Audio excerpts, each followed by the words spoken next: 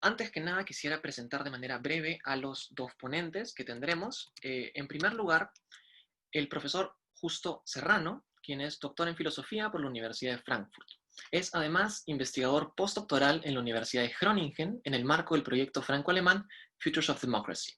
Sus investigaciones versan sobre aspectos de la teoría de la democracia desde una perspectiva amplia que incluye especialmente a los movimientos sociales. Interesado en el diálogo entre la teoría crítica, el pragmatismo y la hermenéutica, actualmente trabaja sobre la noción expresivista de articulación y su interés para una defensa de la democracia desde la perspectiva crítica.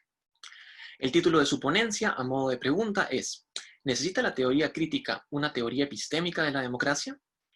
Por otro lado, tenemos a la profesora Ana Fascioli, quien es doctora en filosofía por la Universidad de Valencia, España. Es además directora del Instituto de Filosofía de la Universidad Católica de Uruguay y profesora investigadora del Departamento de Filosofía de la Práctica de la Universidad de la República de Uruguay. Su trabajo se centra en las teorías de la justicia y del reconocimiento, pobreza, familia y políticas públicas, ética de las relaciones familiares, feminismo y educación para la ciudadanía. Es finalmente integrante del grupo de investigación Ética, Justicia y Economía, UDELAR. Antes de cederle la palabra a los ponentes, quisiera explicar de manera breve la dinámica. Cada ponente contará con 30 minutos para presentar, valga la redundancia, su ponencia. Acto seguido, tendremos 20 minutos de comentarios y preguntas a cargo de Noemí Ansí, y luego a los ponentes se les dará 10 minutos a cada uno para que aborden estos comentarios y preguntas. Si todo sale bien y el tiempo no se nos va de las manos, tendremos hacia el final 15 minutos de preguntas del público. Les pido que por favor me envíen por el chat sus preguntas, asegúrense de enviármelas a mí y yo gustosamente podré transmitírselas a los ponentes para que puedan responder. Entonces, sin mayor preámbulo y agradeciéndoles por su atención, les cedo la palabra al profesor Justo Serrano.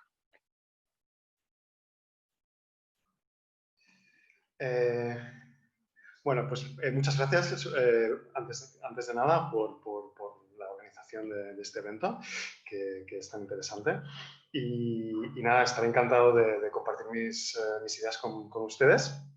Tengo que anunciar que el objetivo de mi charla es algo más limitado de lo que promete su título.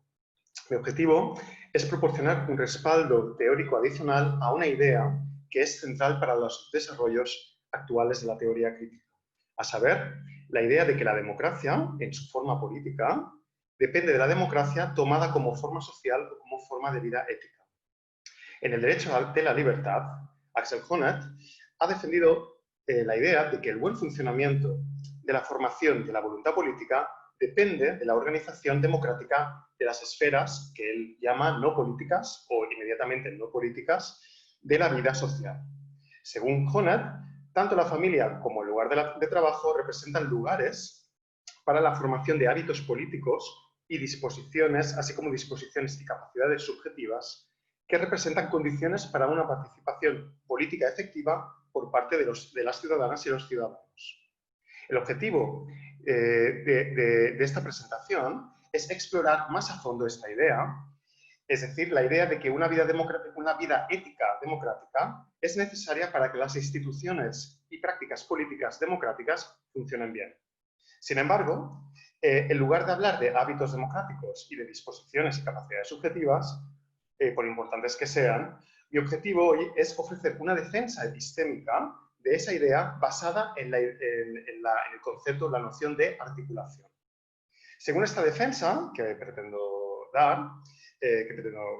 formular, las instituciones políticas democráticas solo pueden cumplir su papel epistémico, es decir, el de identificar, articular y solucionar eficazmente problemas sociales, si otras esferas de la vida social se organizan democráticamente de manera que fomenten la experiencia libre de potencialidades sociales.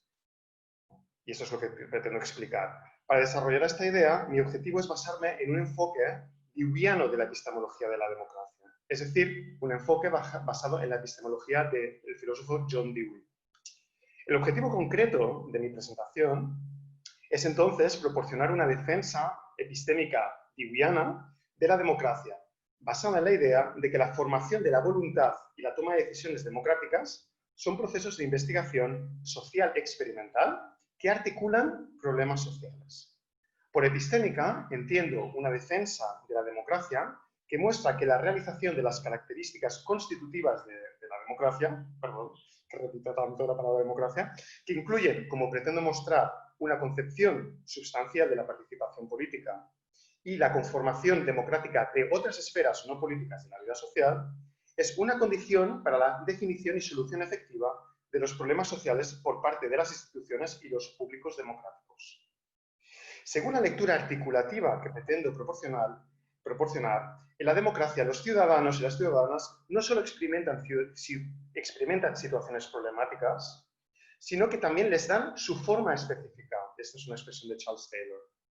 Esta visión parte de la alternativa entre el constructivismo, según el cual los problemas sociales son simplemente construidos por los actores sociales, y el realismo, según el cual la investigación social trata de identificar problemas previamente existentes y simplemente se limita a buscar soluciones para ellos. Tal como ha formulado Ray Yegi, para Dewey los problemas sociales son a la vez o simultáneamente dados y hechos. Ella dice, bueno, en inglés es simultaneously given and made, ¿sí? Son a la vez dados y construidos, digamos. No son ni meramente objetivos ni meramente subjetivos, sino que se articulan a partir de las características de una situación problemática que, al comienzo de cualquier investigación, nos sorprende como indeterminado. Es importante destacar que con la articulación de los problemas sociales, las ciudadanas y los ciudadanos también articulan y fijan los términos mediante los cuales esos problemas se formulan y experimentan. Es decir, las categorías sociales, como diría Daniel Sefai, o los valores colectivos, las metas colectivas, son articulados en este proceso de formulación o articulación de problemas sociales. En este sentido, la formación de voluntad y la toma de decisiones democráticas contribuyen sustancialmente a articular, es decir, a descubrir y a dar forma al mismo tiempo al mundo social. Este enfoque articulativo no ha sido, que yo sepa, explorado en el debate sobre la posibilidad de proporcionar una defensa epistémica de corte deweyiano de la democracia. Tenemos muchos autores como Elizabeth Anderson, Festenstein, Hildebrand, Honneth y muchos otros que se han esforzado en proporcionar una defensa epistémica de la democracia desde Dewey. Sin embargo, creo que eso, desde el punto de vista de la articulación, eso todavía no se ha hecho. Y creo que la idea de que la investigación social representa un proceso articulativo merece una discusión por sí misma, precisamente porque afecta seriamente una idea central en los debates sobre las características epistemológicas de la democracia. Es decir, se refiere a la suposición de que debe haber algo así como un estándar independiente de corrección, eso es una expresión de Landemore, pero también de muchos otros autores, respecto al cual se puedan evaluar las decisiones tomadas en los procesos políticos. Según Ellen Landemore, la función de una defensa epistémica de la democracia es mostrar que la democracia es la mejor manera de acercarse a ese estándar independiente de decisiones políticas. Sin embargo, una imagen muy diferente surge de la idea de que los mismos problemas que los actores políticos deben enfrentar no se plantean simplemente antes de comenzar a investigarlos. En otras palabras, pues para formularlo en forma de pregunta, ¿qué sigue para un enfoque epistémico de la democracia si el estándar de las decisiones políticas es simultáneamente independiente y dependiente de los procesos políticos que las generan? En mi opinión, esta perspectiva original y antidualista de Dewey puede ser particularmente productiva para la discusión sobre la defensa epistémica de la democracia. Después de presentar en un primer momento 4 características de la tesis de que los problemas sociales se dan y se configuran a la vez, o se les da forma al mismo tiempo, desarrollaré la idea de que esta visión articuladora proporciona una perspectiva importante sobre la forma en que debemos entender el poder político y la dominación. Esta será la segunda parte de mi presentación. Y finalmente, en tercer lugar, abordaré una cuestión que es central en los debates actuales sobre la democracia epistémica y a la que mi lectura articulativa de la investigación social puede proporcionar una respuesta original, a saber, la cuestión sobre la capacidad de una defensa epistémica de la democracia para dar cuenta de las normas democráticas básicas de máxima inclusión e igualdad en la participación política. Pero además, o sea, es más, la defensa epistémica que propongo nos debe permitir explorar qué significa para las prácticas políticas de una democracia, así como para las otras esferas de la vida social, la idea de que la democracia contribuye a articular el mundo social. Pues paso a la primera parte, a la que he llamado democracia como articulación del mundo social. ¿Qué queremos decir cuando decimos que para Dewey la democracia, como una forma colectiva de investigación de los asuntos sociales, representa un proceso articulativo? La idea de articulación ubica el enfoque epistémico de Dewey dentro de una tradición o de la tradición del expresivismo, que se remonta a la obra de Herbert hasta Charles Taylor, incluyendo, bueno, incluso autores posteriores, incluyendo la obra de filósofos como Wilhelm Dilthey, Hegel, Robert Brando. Según Taylor, por su naturaleza lingüística, los seres humanos son animales que se autointerpretan. Es decir, que se encuentran en una relación articulativa con ciertas realidades, tal como emociones o valores.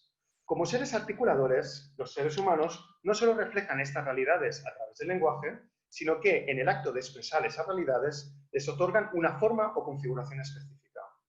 A veces adoptada en versiones que van más allá de su comprensión estrictamente lingüística, la noción de articulación juega un papel relevante en la filosofía de los clásicos pragmatistas, como Peirce, James y John Dewey. En el caso de Dewey, las premisas expresivistas juegan un papel fundamental para su teoría de la investigación social, así como su teoría del arte y su aproximación a los públicos democráticos y a la movilización social.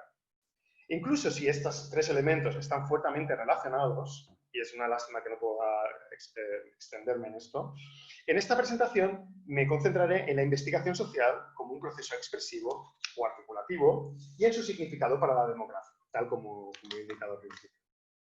El expresivismo de Dewey se hace evidente en la idea de que toda investigación comienza con una situación indeterminada que potencialmente produce un problema que necesita ser definido o redefinido progresivamente hasta que se pueda encontrar una solución más o menos permanente a ese problema. Permítanme explicar esta idea con algo más de detalle.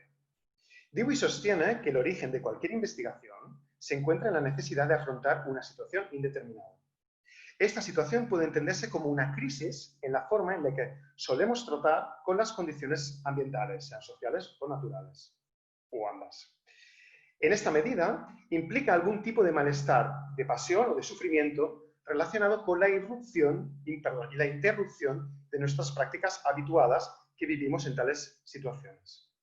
El proceso de definición de la situación problemática, como que da lugar a un determinado problema y de encontrar una solución que sea capaz de resistir la prueba de la experiencia vivida, debe verse entonces como un proceso de determinación progresiva de estos aspectos indeterminados de la situación.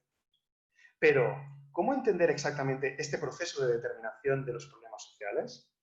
Aquí presentaré brevemente 4 aspectos que me parecen particularmente relevantes para el debate sobre la defensa epistémica de la democracia. En primer lugar, la investigación social consiste en la realización de las potencialidades de la realidad social. Como señala Matthias Jung, en la investigación no encontramos simplemente una explicación como uno a uno de los elementos implicados, de una situación indeterminada.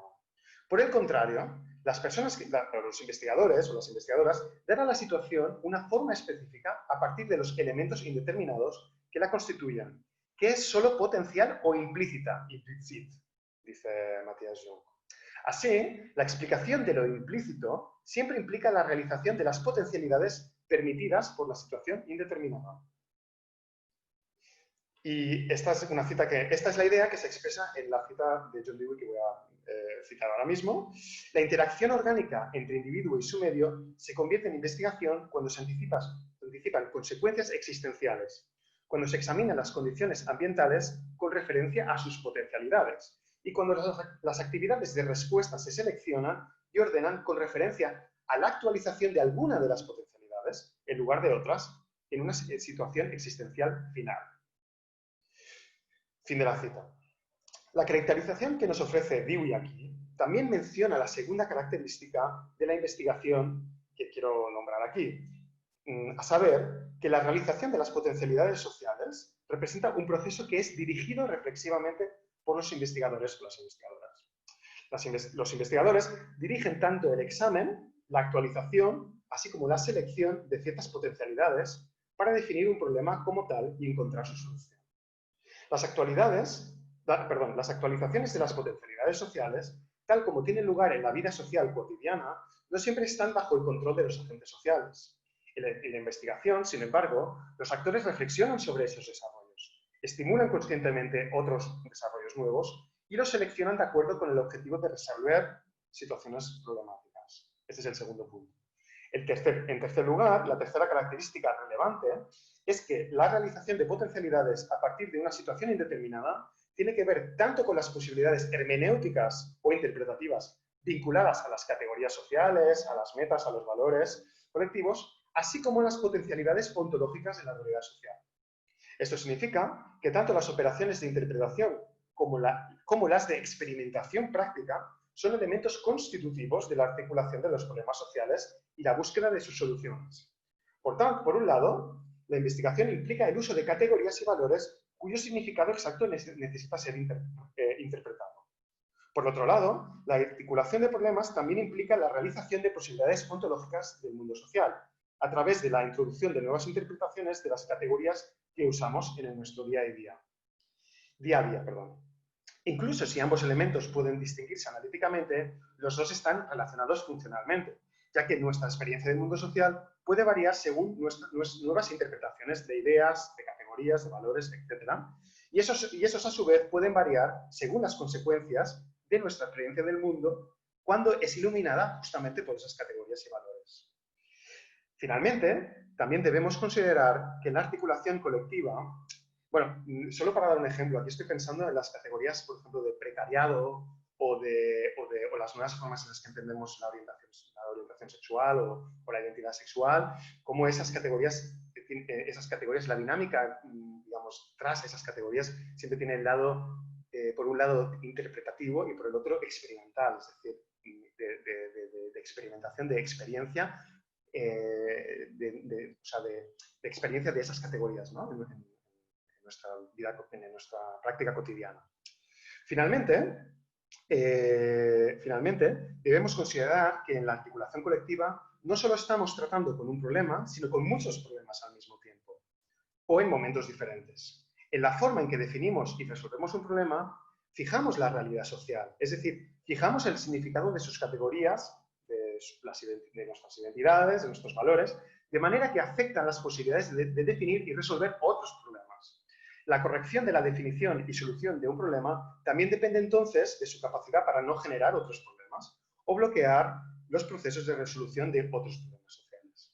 Esta perspectiva antidualista de los problemas sociales, según la cual estos ni los encontramos en su forma final ni los construimos de la nada, que yo sepa, aún ha sido explorada desde la perspectiva de una teoría de la democracia y su defensa epistémica. Sin embargo, si asumimos con Dewey que la formación de la voluntad y la toma de decisiones democráticas representan formas colectivas de investigación de los problemas sociales, entonces estos procesos deben verse como una articulación de problemas sociales, así como de las categorías, de las identidades y de los valores, a través de los cuales se formulan estos problemas que determinan sus posibles soluciones. A través de su participación en las prácticas e instituciones democráticas, los ciudadanos y las ciudadanas articulan el mundo social y se articulan a sí mismos como parte de ese mundo. Lo descubren y lo hacen a la vez.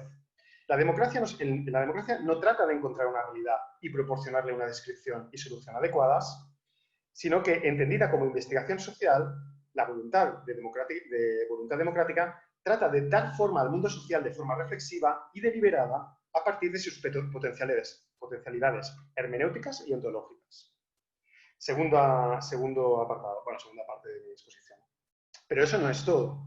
Y es que Dewey era consciente de que la articulación de los problemas sociales no está libre de relaciones de dominación.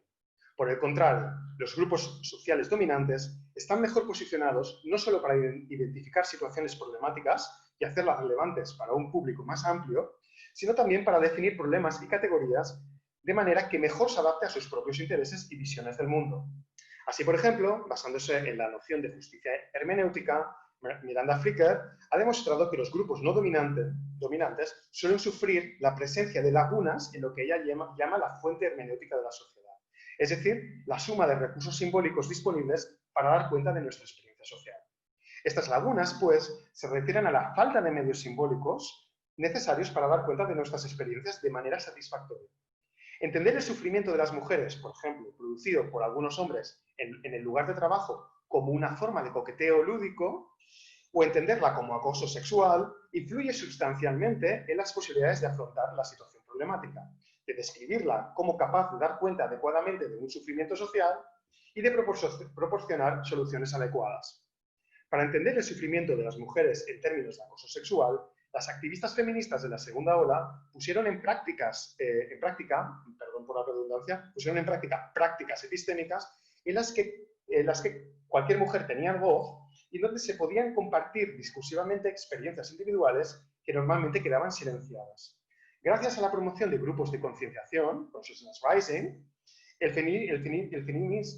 feminismo de aquella época pudo generar categorías que funcionaron como recursos hermenéuticos efectivos capaces de dar cuenta adecuadamente de su sufrimiento y buscar soluciones a los problemas que se articulaban. La noción de articulación deja en claro que la dominación política no solo concierne a la disponibilidad de información y recursos para imponer un problema en la agenda pública, sino que también se refiere al acceso efectivo a los procesos de especificación y configuración de los problemas sociales, así como de las categorías, identidades, valores, en los que se apoyan esas definiciones.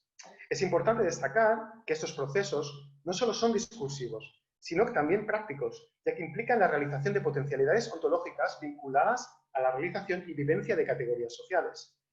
En otras palabras, la idea de articulación permite identificar formas de dominación referentes a la capacidad de los ciudadanos y las ciudadanas para jugar un rol relevante en el proceso de configuración de los problemas sociales, que son objeto de la formación de voluntad y toma de decisiones democráticas. El poder político de los grupos dominantes en la esfera pública no se limita entonces únicamente al poder fijar la agenda de los problemas relevantes. También son dominantes en lo que se refiere a la capacidad de desarrollar, experimentar y fijar los términos mismos en los que un problema puede establecerse en la agenda pública. Voy a cortar un poco el siguiente párrafo, no lo voy a leer porque si no creo que voy a extenderme demasiado. ¿De acuerdo? Lo digo a la persona que está bajando el texto en inglés. Bueno, entonces, a la luz de esto, in light of this, exacto, a la luz de esto, uno podría querer preguntarse qué puede significar esta comprensión expresiva de la investigación democrática para una defensa epistémica de la democracia. Por tanto, como señalé antes, nuestra lectura desafía una idea básica para los enfoques epistémicos de la democracia, a saber, la existencia de un estándar independiente para las decisiones correctas, para la corrección de decisiones. Según Hélène Landemore, el estándar independiente de corrección es un supuesto principal y muchas veces no reconocido en la política y un elemento implícito incluso en las teorías de la democracia que parecen puramente procedimentales. En su sentido mínimo, asume que las decisiones políticas pueden estar equivocadas, como ya pone ejemplos como la expedición de Sicilia, la estrategia de apaciguamiento de la democracia europea hacia Hitler, el desastre de la valla de Cochinos, etc. La posición que defiendo aquí también admite que las decisiones políticas pueden estar equivocadas. Y no solo porque pueden representar soluciones equivocadas a problemas bien definidos, sino de ahí a que haya soluciones que no logran resolver la crisis práctica que envuelve las situaciones problemáticas, cuando los problemas que se supone que deben resolverla han sido distorsionados en su articulación.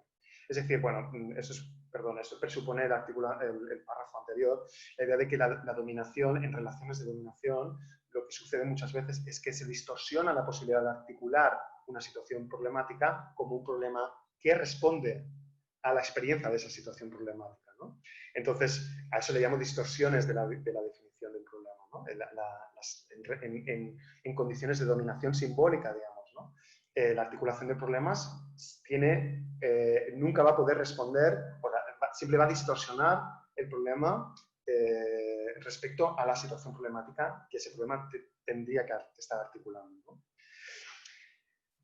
En contraste con la visión de Landemore, según la cual la democracia debe ser justificable como un medio para lograr soluciones correctas, la visión que defiendo ve en las características constitutivas de la democracia la condición para realizar las potencialidades sociales de manera que los problemas puedan definirse bien y luego resolverse. En democracia no se trata de revelar problemas, sino de hacerlos realidad dando a las situaciones problemáticas una forma particular. Para finalizar y volver a la pregunta que he planteado al inicio de mi ponencia, propongo finalmente explorar las consecuencias de esta versión expresivista del cognitivismo político para una justificación epistémica de la democracia. Para ello, abordaré uno de los principales desafíos que se han dirigido a cualquier intento de proporcionar una defensa epistémica de la democracia. Más concretamente, abordaré el problema de la máxima inclusión, de la idea de que cómo justificar epistémicamente las normas de inclusión máxima o universal y la norma de participación igualitaria, digamos, o de igualdad en la participación política, digamos, ¿no? Las condiciones de participación política. Y mostraré que una defensa epistémica expresivista de la democracia requiere no solo del cumplimiento de ambos principios, sino que promueve una visión de la práctica democrática que va más allá de estos principios. Digamos, ¿no? Es más rica que simplemente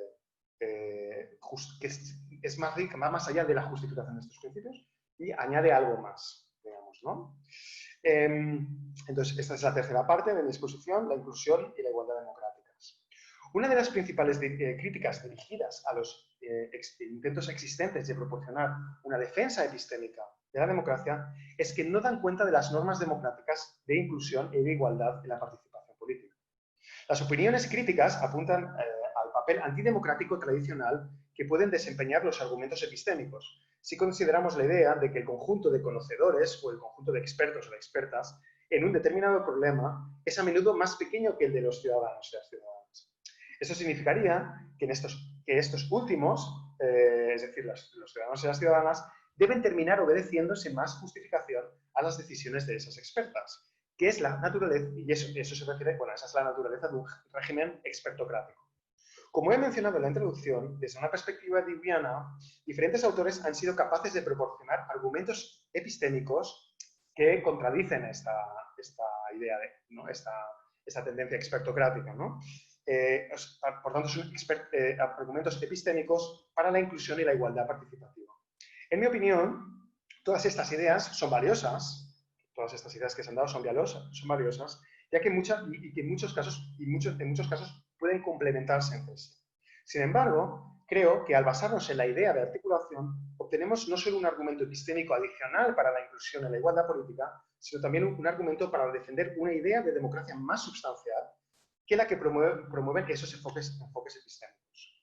Debo comenzar diciendo que desde la perspectiva de la investigación, entendida como articulación de problemas sociales, la única forma en la que podemos resolver eficazmente situaciones problemáticas es asegurándonos de que todos aquellos potencialmente afectados por la situación problemática pueden contribuir igualmente a desarrollar, experimentar, reflexionar y elegir deliberadamente entre las potencialidades de esa situación. Esta idea necesita una aclaración. Como vimos, los problemas en sí mismos no existen hasta que no se especifican de forma concreta el potencial, el potencial de las situaciones problemáticas indeterminadas. Esta especificación tiene lugar mediante la realización de las potencialidades hermenéuticas y ontológicas de la situación indeterminada. Pero las potencialidades de una situación problemática solo pueden realizarse e interpretarse plenamente a partir de las experiencias únicas de los individuos. Por tanto, para tomar una decisión política que sea capaz de resolver un problema colectivo y minimizar la generación de nuevos problemas, la ciudadanía debe tener y compartir las experiencias concretas y vividas de aquello que implica que un problema se articule y se resuelva de una cierta manera. Una razón central para eso es que al excluir a individuos y grupos de la posibilidad de experimentar y compartir problemas, pueden surgir fácilmente distorsiones del tipo que describí anteriormente. Y es que, dado que no se pueden explorar plenamente las potencialidades de la situación problemática, las articulaciones unilaterales tenderán a pasar por alto la situación problemática en sí. Esto se debe a que la única forma de captar una situación problemática, es decir, de comprender su significado pleno, es desarrollando y reflexionando sobre el máximo de aspectos posibles que al principio permanecen indeterminados. En consecuencia, los problemas que son definidos por procesos unilaterales de articulación deben de ser incapaces de señalar las soluciones al tipo de crisis que está en la fuente de cualquier proceso de investigación. Desde la perspectiva de una comprensión expresivista de la resolución de problemas, entonces, la democracia debería consistir en una actividad inclusiva y cooperativa que tenga como objeto explorar y reflexionar al máximo, dentro de los límites éticos y prácticos, obviamente, o sea, que tenga como objetivo explorar y reflexionar al máximo sobre las posibilidades ontológicas implícitas en la realidad social y las posibilidades hermenéuticas de las categorías y los valores de esa realidad. Esta defensa expresivista de la inclusión democrática y la igualdad en la participación desde la perspectiva de la articulación amplía nuestra comprensión de cómo deben ser las prácticas democráticas de formación de voluntad y toma de decisiones. Lo hace al menos en dos sentidos, y con esto termino. Primero, ampliando nuestra comprensión de lo que significa la participación política democrática y sobre cuáles son sus requisitos. Y en segundo lugar, ampliando nuestra comprensión de la democracia a esferas y que son, digamos, de forma inmediata, no políticas de la vida social. En primer lugar, al otorgar un papel tan central a la realización y experimentación de potencialidades, los ciudadanos de una democracia deben repensar lo que significa participar en la formación de la voluntad y toma de decisiones democráticas. Desde una perspectiva expresivista, las prácticas e instituciones políticas deben ser vistas como un lugar de interpretación reflexiva y experimentación de categorías y valores, así como un lugar abierto a la voz de quienes han experimentado las potencialidades de una situación problemática. Esto es incompatible con algunos intentos liberales de limitar la práctica política al ejercicio del voto secreto, pero también es difícil de armonizar con algunas visiones limitadas de la práctica política como deliberación, ya que esta última no agota la gama de prácticas que están involucradas en la realización, el intercambio y la reflexión sobre las potencialidades de una situación problemática. Más bien, la práctica política democrática debe, según esta visión, ser entendida también como un espacio para experimentar y realizar reflexivamente las potencialidades de la realidad social. Finalmente, en segundo lugar, la democracia no puede circunscribirse a lo que se suele llamar la esfera política de construcción de voluntad democrática.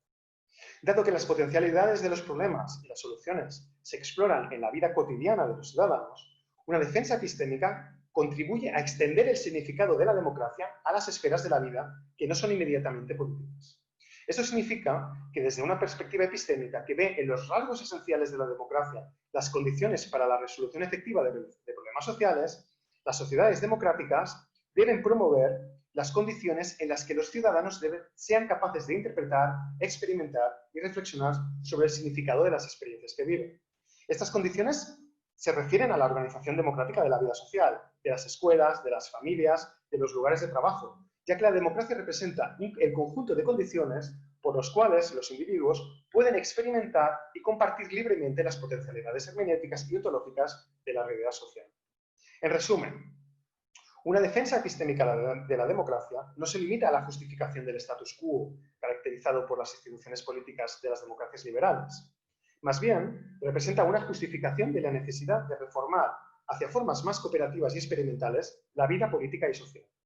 La dependencia de la resolución de problemas de la articulación inclusiva y reflexiva del mundo social constituye un caso epistémico para la promoción de formas más profundas de democracia. De lo contrario, si no profundizamos la democracia corre el riesgo de reproducir las estructuras de dominación existentes, como suele ocurrir en las democracias liberales. Muchas gracias.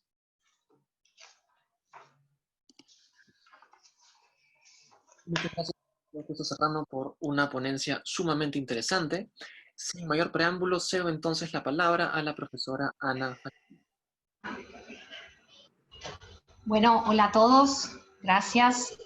En principio, agradecer a Gianfranco y su equipo de Lima. ¿Se me escucha bien?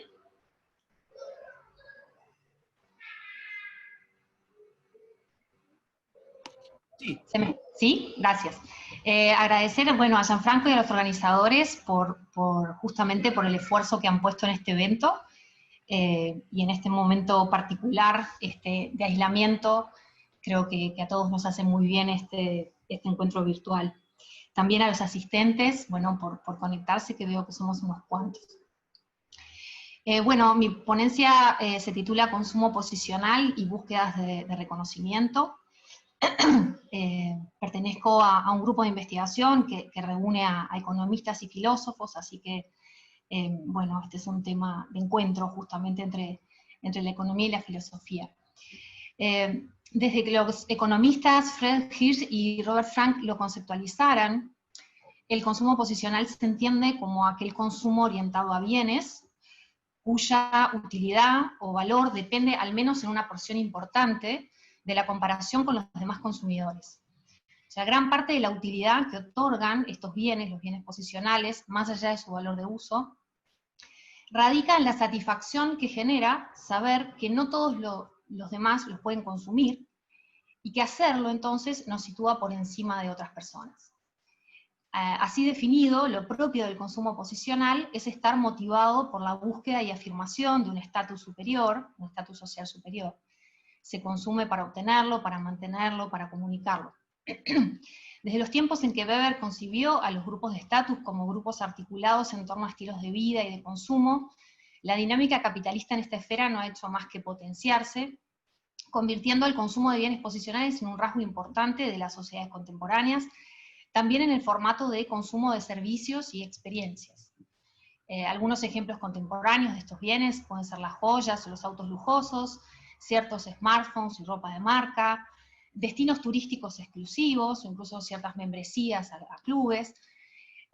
Aún así, investigación reciente señala que puede hablarse también de formas de consumo posicional en las clases medias y bajas, y creo que problematizar esto es relevante desde el momento en que, por ejemplo, en Latinoamérica, algunas voces críticas contra los programas de transferencia de ingresos para aliviar la pobreza suelen referir estas voces críticas a las malas elecciones de consumo de los pobres, y a veces se condena, ¿no?, a los pobres por tener motivaciones posicionales en su consumo, por ejemplo, adquirir un celular.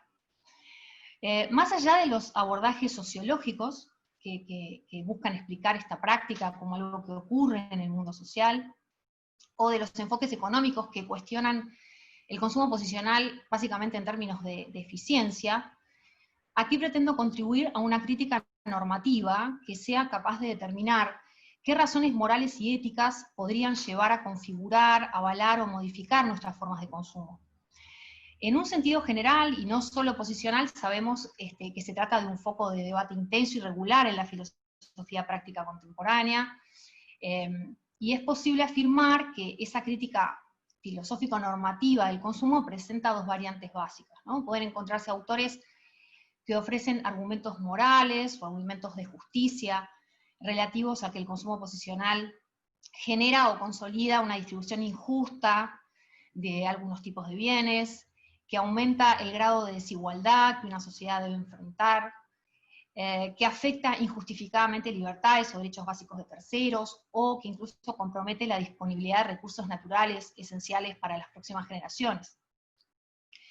La segunda variante de crítica normativa es una anclada en un argumento ético o de autorrealización, en la que el consumo posicional es problemático por lo que genera para el propio sujeto que abraza la práctica, en alguna dimensión moral relevante, ¿no?, cuando empobrece o destruye componentes esenciales de una vida realizada o verdaderamente libre. Las razones entonces que se exponen en este caso de crítica hacen foco en el déficit de autenticidad o de racionalidad que manifiestan algunas creencias y motivaciones relacionadas con el consumo posicional.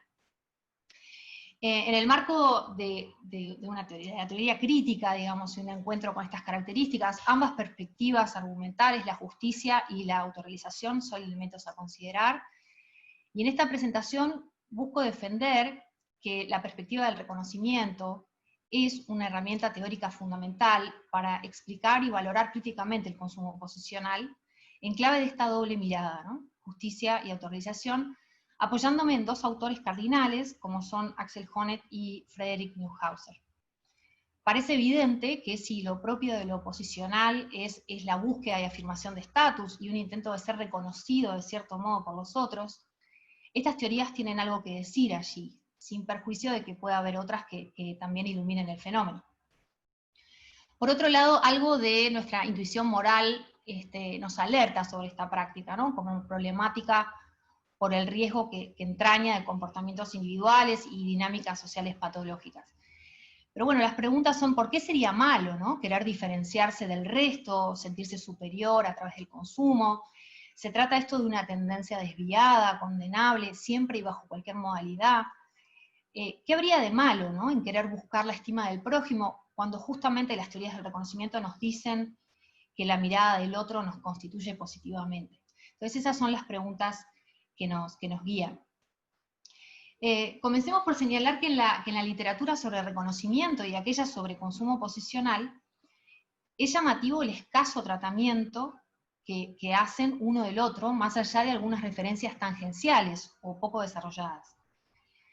Hasta el momento, el artículo de Rutger Classen de Status Struggle de 2008 es la exploración filosófica específica más desarrollada sobre este vínculo, y voy a dedicar esta primera parte de la ponencia a explicar su perspectiva y a cuestionarla. En mi opinión, el alcance que tiene su trabajo en este asunto, que por cierto no se extiende más allá de ese artículo, es limitado porque presenta problemas de interpretación de la teoría de Honneth, y por otro lado, creo que la correcta intuición que tiene el autor acerca de la relación entre reconocimiento y consumo posicional puede dar mucho más de sí de lo que Classen logró visualizar. Su estrategia de crítica normativa se asienta en la teoría de Honneth y ofrece básicamente un argumento de justicia contra el consumo posicional. En términos estrictos, el autor problematizó en realidad lo que llamó competencia posicional, algo más amplio, que involucraría también al consumo. Por ejemplo, quien participa de un concurso de piano, compite por el primer lugar, como aquel que compite por comprar una casa en un barrio privilegiado, ¿no? Según Classen, la competencia posicional puede ser vista como asunto y problema de una justicia distributiva, tomando como base los principios de justicia que Honneth aplica a cada esfera de reconocimiento, y su propio aporte a este esquema.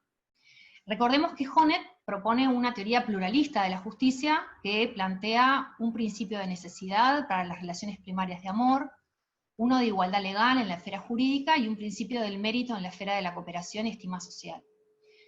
Classen mira hacia la tercera esfera y el principio del logro, porque lo que está en juego en la competencia posicional es una lucha por un tipo de reconocimiento que es necesario para la autonomía individual, un reconocimiento no igualitario por nuestros logros.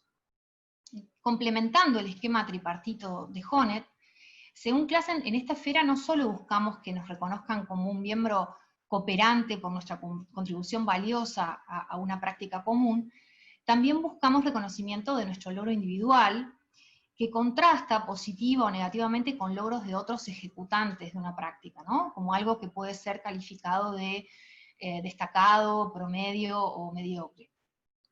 Reconocemos a alguien como un participante más o menos valioso de una práctica, y en este sentido como un no igual. El principio de mérito eleva demandas normativas para esas prácticas en que la competencia posicional aparece como legítima. Por ejemplo, la demanda de que la sociedad garantice oportunidades para que los individuos puedan ganar este tipo particular de reconocimiento, aunque no pueda garantizarlo a todos. La lucha por el estatus aquí debe ser tan abierta y justa como sea posible. Ahora bien, hay casos, dice Classen, en que la competencia posicional es problemática y no está justificada.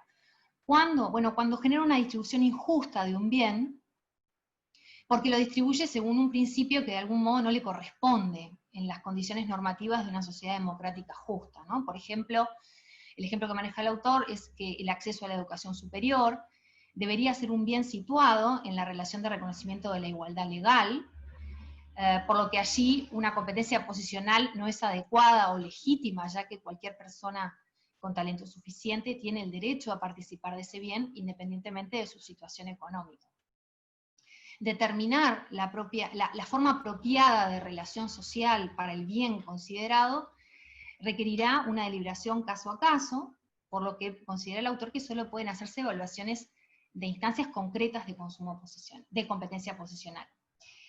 El problema es que este autor no repara en que en la teoría de Honneth es imposible equiparar la competencia posicional que se da en el terreno de las prácticas productivas, sean artísticas, científicas o de otra índole, con la que se da en el terreno de las prácticas de consumo. Honneth no considera que sea relevante para nuestra autonomía el ser reconocidos por nuestra capacidad de consumo, sí por nuestra capacidad de contribuir a la sociedad con una tarea productiva. Esto es una distancia muy importante que vuelve el análisis de clase adecuado para una competencia posicional de performances, pero muy oscuro para su aporte a pensar el consumo posicional. Su esfuerzo analítico tiene, sin embargo, la virtud de ser pionero en considerar lo que la competencia posicional puede implicar en términos de reconocimiento, e intentar una crítica normativa desde allí. Y también el señalar que la competencia posicional no es mala en sí misma, que la pregunta clave es cuándo es problemático. Sin embargo, su interpretación de Honneth tiene claras insuficiencias. Por un lado, considera su teoría exclusivamente como una teoría de justicia, cuando sabemos que se trata además de ello de una teoría ética, una filosofía moral y una filosofía social. Comete el error de pensarla como una propuesta de justicia meramente distributiva y equipara el reconocimiento de prácticas productivas con el reconocimiento que otorgan los objetos de consumo. A ello se suma que su artículo es previo a la publicación del Derecho a la Libertad de Honneth, en la que éste aborda explícitamente la esfera social del consumo. Entonces estas deficiencias otorgan a su propuesta un carácter forzado y limitado que impacta sobre el tipo de uso que hace de la perspectiva del reconocimiento para este tema. Entonces paso al segundo punto, que es cuál es el potencial no explorado de la teoría de Honneth a partir de esa limitación de clase. Honneth no desarrolló una reflexión sobre el consumo específicamente posicional. Su teoría, sin embargo, puede dar un marco para pensar tanto argumentos de justicia como argumentos éticos en relación a aquel. Ese marco general se compone fundamentalmente de una teoría de justicia peculiar, no distributiva, que se nutre de un ideal ético formal de autorrealización humana en la lucha por el reconocimiento, y una idea normativa de libertad socialmente lograda en la fase más tardía del derecho a la libertad. Veamos entonces estos aspectos.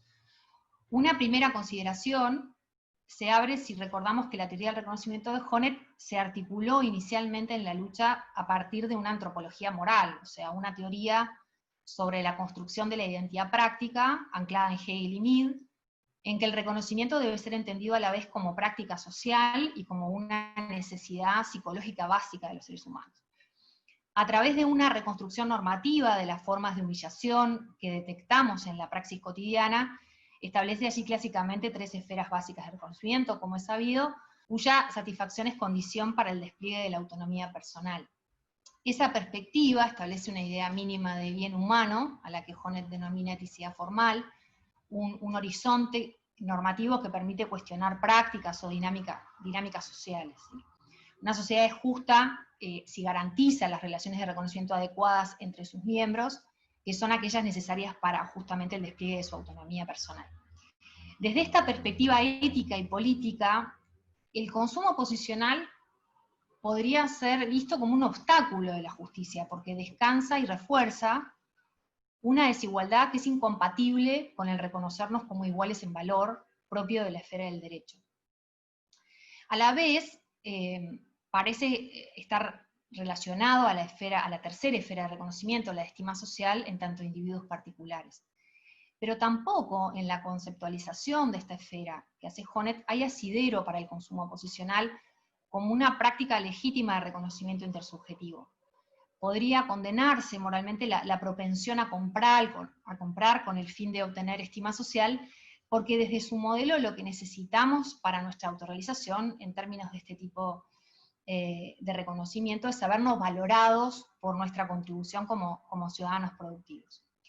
La estima social está dada por el aporte que uno hace a las metas que son consideradas valiosas en la sociedad, o sea, la forma en que las cualidades personales contribuyen a la realización de los objetivos sociales en un horizonte de valores compartidos.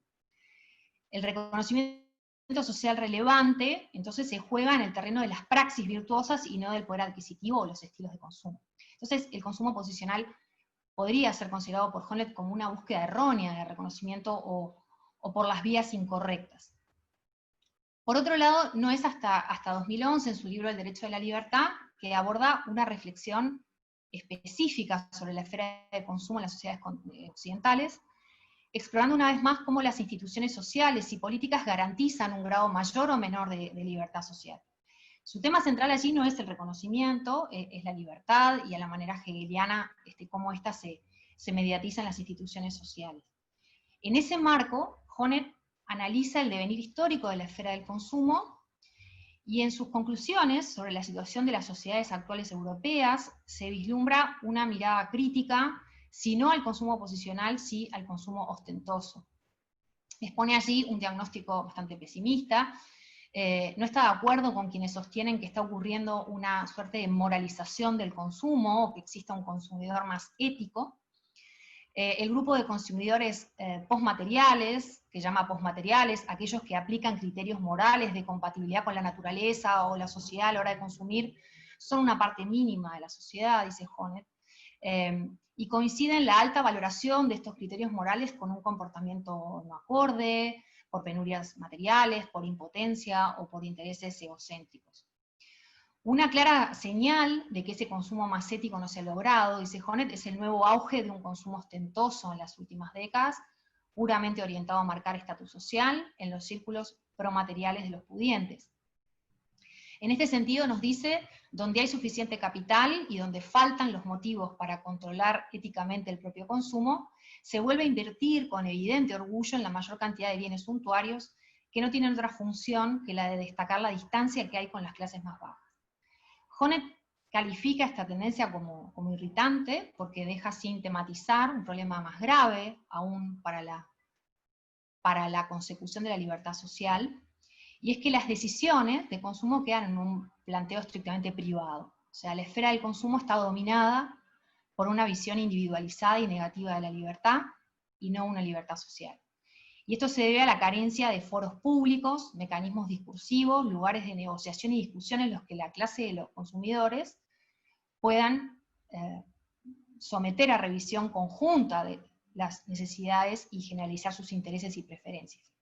Existe una oposición tajante entre grupos de compradores, los que tienen que conseguir lo necesario para el simple sustento, los que se guían por motivos éticos, y los que se entregan a un consumo promaterial y ostentoso.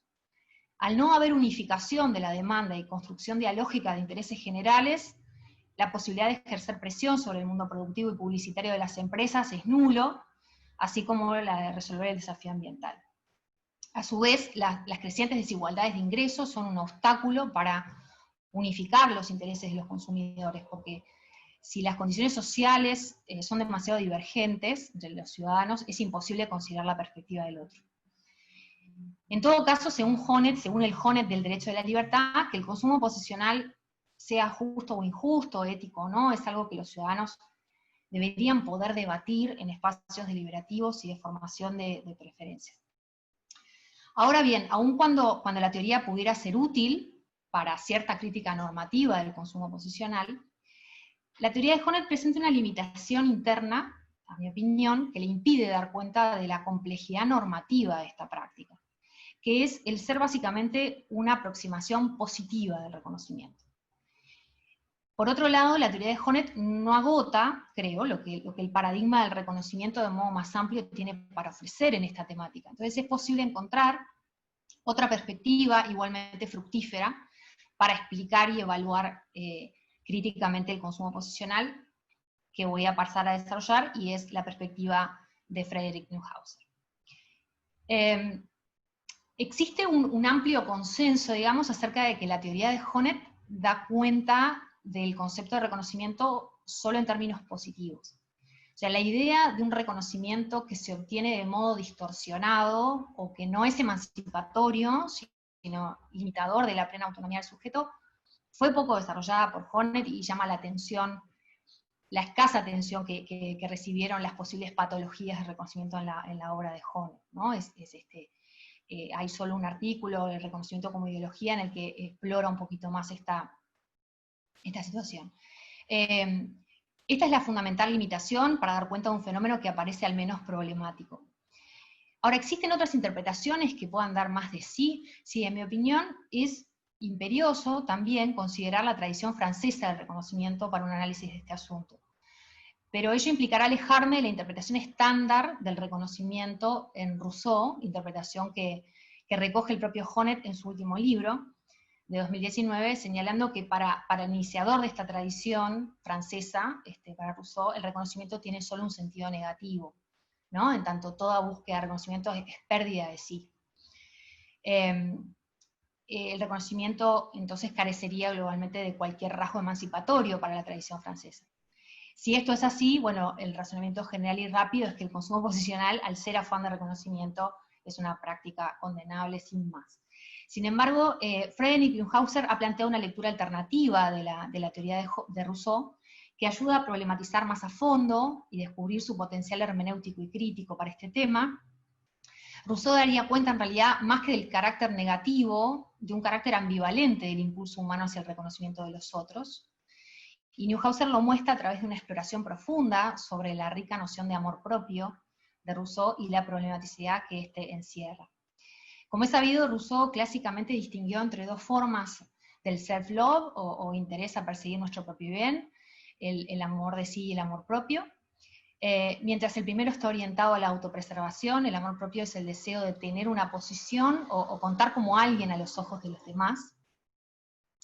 El bien que busca el amor propio es un tipo de juicio por parte de otros sujetos de que uno es valioso en cierto sentido, y esta estima que desea se define comparativamente con la que reciben otros sujetos, ¿no? Y esos dos sentidos marcan su carácter relativo, ¿no? El bien que persigue es un bien comparativo, con otros y otorgado por otros. El amor de sí y el amor propio son dos tipos de motivaciones que juegan un rol central en la vida humana, y se diferencian en el objeto que persiguen, ¿no? Pero bueno, en la vida funcionan de modo conjunto. El amor propio se expresa comúnmente en desear un estatus superior a otros individuos, ser valorados por poseer atributos o habilidades admirables, y una inclinación a tener un mejor concepto de sí que del resto, ¿no? Lo que inspira a los hombres todos los males a los que se someten unos a otros. Sin embargo, el amor propio también incluye y explica el deseo de ser reconocidos como sujetos que merecemos igual respeto moral que otros. He ahí lo que Neuhauser denomina su plasticidad. La tesis principal del segundo discurso es que las manifestaciones corrompidas de ese amor propio son la principal fuente o causa de las formas artificiales de la desigualdad. O sea, muchos problemas sociales como la esclavitud y dominación, el conflicto, la miseria y la alienación surgen del amor propio, ¿no? Así, según Rousseau, la búsqueda humana por reconocimiento puede salir mal, puede desviarse, es una pasión o una motivación que puede convertirse en amor propio inflamado. ¿Qué características tiene esa pasión corrompida? Ese amor propio en su formato desigualitario, bueno, obsesiona a quien lo porta, lo hace descuidar otros intereses vitales, provoca una carrera de ratas que condena a la permanente insatisfacción, multiplica nuestros deseos y necesidades percibidas, y al permear las motivaciones, hasta cierto punto los individuos pierden la capacidad de disfrute de sus posesiones y logros por su valor intrínseco. Y otro peligro del amor propio inflamado es que genera dependencia de la estima ajena, y en su versión extrema un autoextrañamiento o alienación, ¿no? Que Rousseau podría describir como un existir fuera de sí. ¿Cómo no encontrar entonces que esas alusiones tienen un vínculo directo con las consecuencias que puede tener una dinámica sostenida de consumo posicional para la autorrealización humana, ¿no? Sin utilizar el término, Neuhauser y Rousseau refieren a este fenómeno. El impulso ilimitado a adquirir bienes con el objetivo de ganar estatus social es una de las dinámicas que Rousseau creía se debían erradicar, con un límite impositivo y acotando la desigualdad de riqueza permisible en la sociedad. Esas disposiciones institucionales no solo serían límites externos al comportamiento individual, sino que terminarían afectando positivamente los deseos e ideales de los ciudadanos, haciéndolos menos proclives a pensar en su posición frente a otros como basada en cuanto poseen. Consideremos un aspecto más de la interpretación de Rousseau, antes de ir al cierre. Rousseau no pretendería que cualquier deseo de conseguir un estatus social relativo a otros es deseo pervertido, y que se trata tan solo de cultivar un amor propio igualitario. Neuhauser cuestiona esta visión porque para Rousseau el igual respeto no sería suficiente para satisfacer las necesidades de amor propio del ser humano. El deseo de ser estimados por nuestras excelencias particulares también cuenta, aquellas por las que nos distinguimos del resto, ¿sí? O sea, la estima social es para Rousseau una poderosa fuerza que motiva a los seres humanos a desarrollarse y a contribuir al bienestar general. Desde Rousseau entonces puede tomarse como criterio que un consumo posicional, en tanto inspirado por un afán desigualitario, por la vanidad y sentirse superior al resto de los conciudadanos, es condenable por sus consecuencias negativas a nivel social e individual. Pero también desde Rousseau podemos dar cuenta de la ambivalencia que presenta la búsqueda de estima social, simplemente, ¿no? O sea, esta búsqueda no es mala en sí misma, por el contrario, es algo que nos constituye como humanos, solo que hay modos legítimos y no legítimos de obtenerla. Esta ambivalencia permite entender también que en algunas circunstancias, y esto creo que es importante, el consumo posicional es usado como una herramienta de inclusión, o expresión de un deseo de ser considerado un igual a los ojos de los demás, sobre todo en aquellos individuos que no pueden obtener de un modo legítimo la estima necesaria por su contribución al todo social. Y ello marca, creo, un talante moral distinto en estas formas de consumo posicional que es necesario diferenciar. Bien, por último, digamos que puede verse que esta crítica ética desde el reconocimiento es una crítica de las motivaciones personales que subyacen a una práctica, ¿no? Una crítica a ciertos deseos como correctos o incorrectos en relación a sus consecuencias, y que se podrían cuestionar prácticas y motivaciones por ser de algún modo autodestructivas o destructivas de la cohesión social.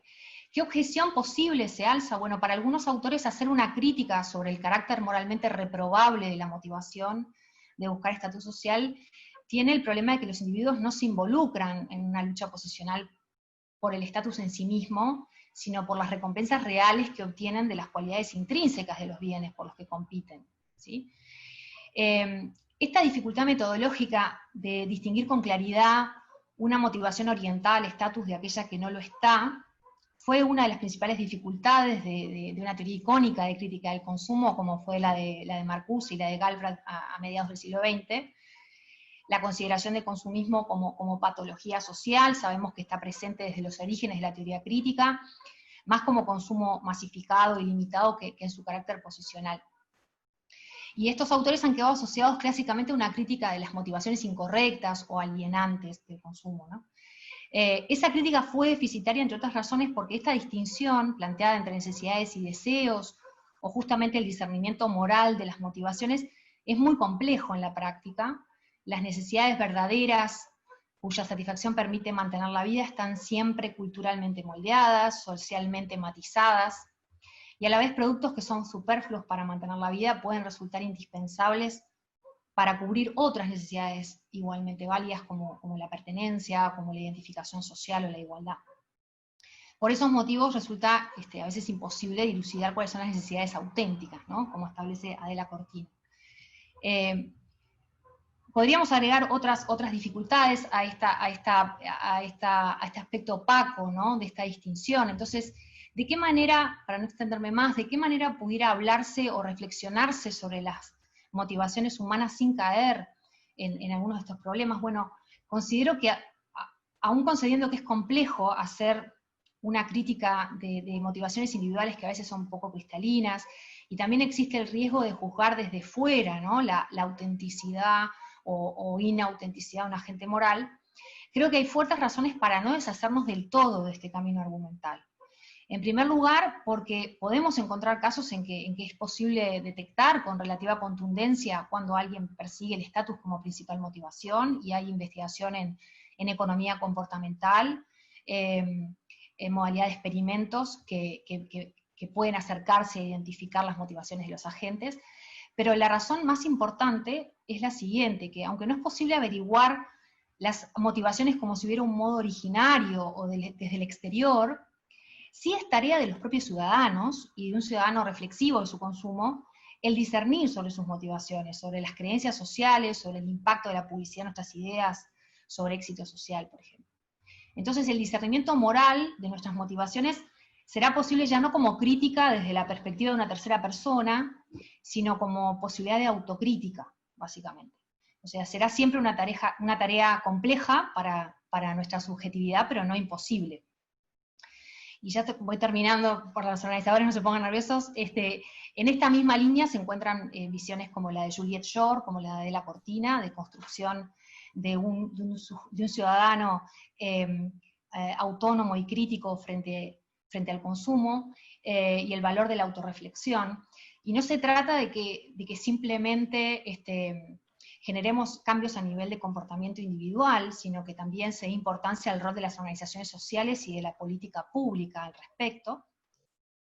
Pero no me voy a detener en ese aspecto, que daría para más.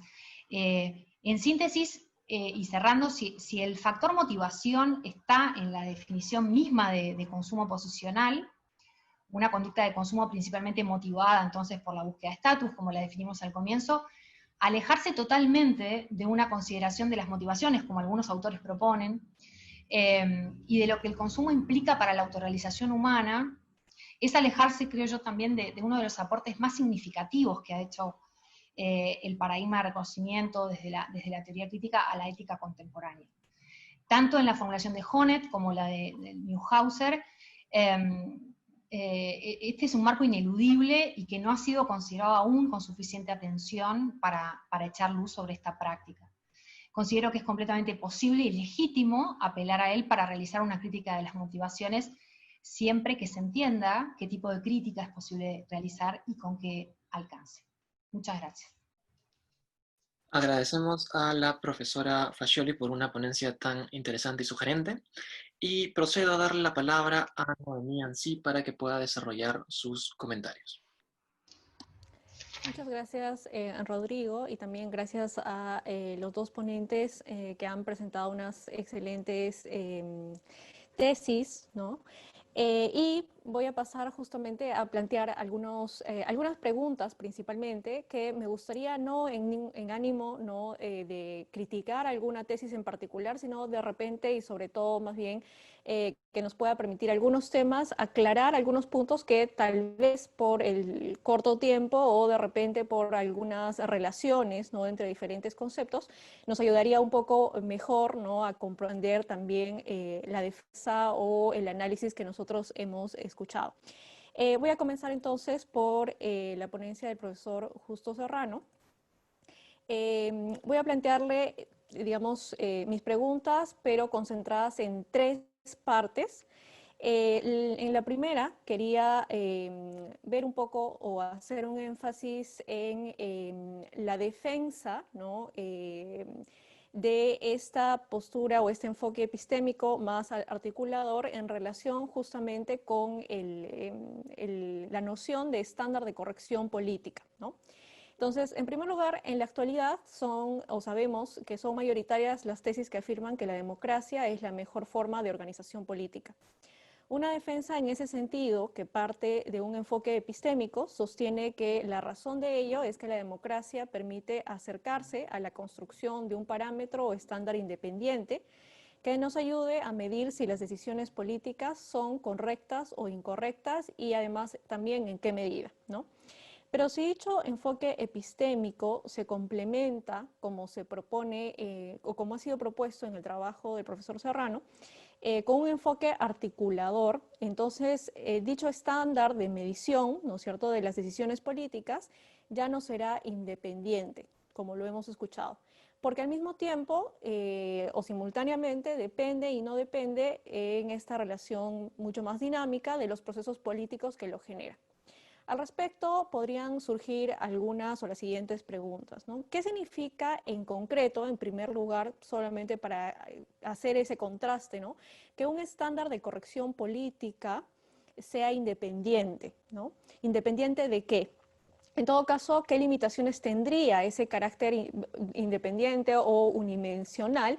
Y en contraste, ¿no?, cuando se afirma que sería mejor ir hacia una idea de ese estándar que es simultáneamente dependiente e independiente de los procesos políticos, ¿no? Mi pregunta aquí está relacionada justamente con el parámetro que se propone en autores como Rachel Yegi, ¿no?, para hacer esta crítica inmanente sobre las formas de vida, que también pueden ser formas de vida o prácticas políticas, dentro de una determinada comunidad, ¿no? Entonces, mi pregunta es si este punto de partida o este enfoque, ¿no?, también estaría relacionado con esta crítica inmanente para tener un parámetro mucho más, digamos, que no sea al mismo tiempo solamente interno, pero que nos ayude a hacer una lectura a lo largo del tiempo, ¿no?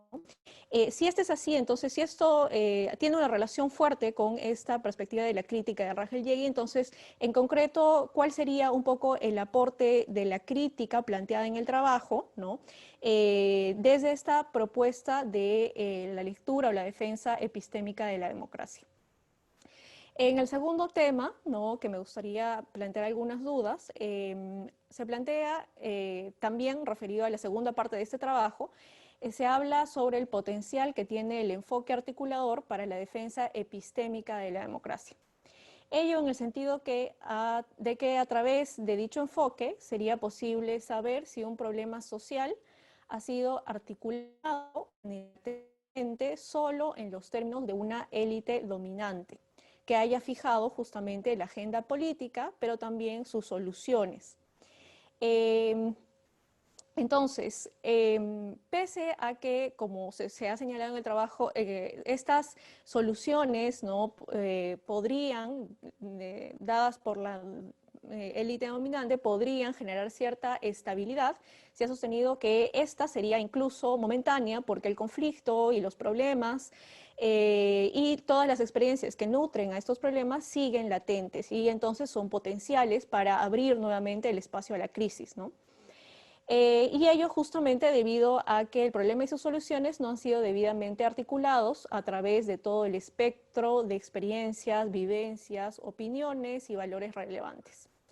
Al respecto, la duda que plantearía al profesor es, en concreto, y desde una perspectiva más práctica y no solamente normativa, ¿no?, del cómo debería ser, cómo esta defensa epistémica y articuladora de la democracia podría evitar que se produzca la dominación en el ámbito de las decisiones políticas. Sabemos que las élites dominantes no deberían, digamos, socavar un poco, o mejor dicho, redirigir la agenda política, ni tampoco recortar la posibilidad de que los afectados participen, ¿no? Y también sabemos que los ciudadanos deberían intervenir, ¿no?, o modificar sus prácticas para ingresar, ¿no?, o darse cuenta finalmente, tomar conciencia de esta agenda políticamente impuesta. Y entiendo perfectamente que en cierta parte de la ponencia se dijo que esta perspectiva se enfocaba solamente en la propuesta de Dewey referida justamente a la posición del investigador social, ¿no?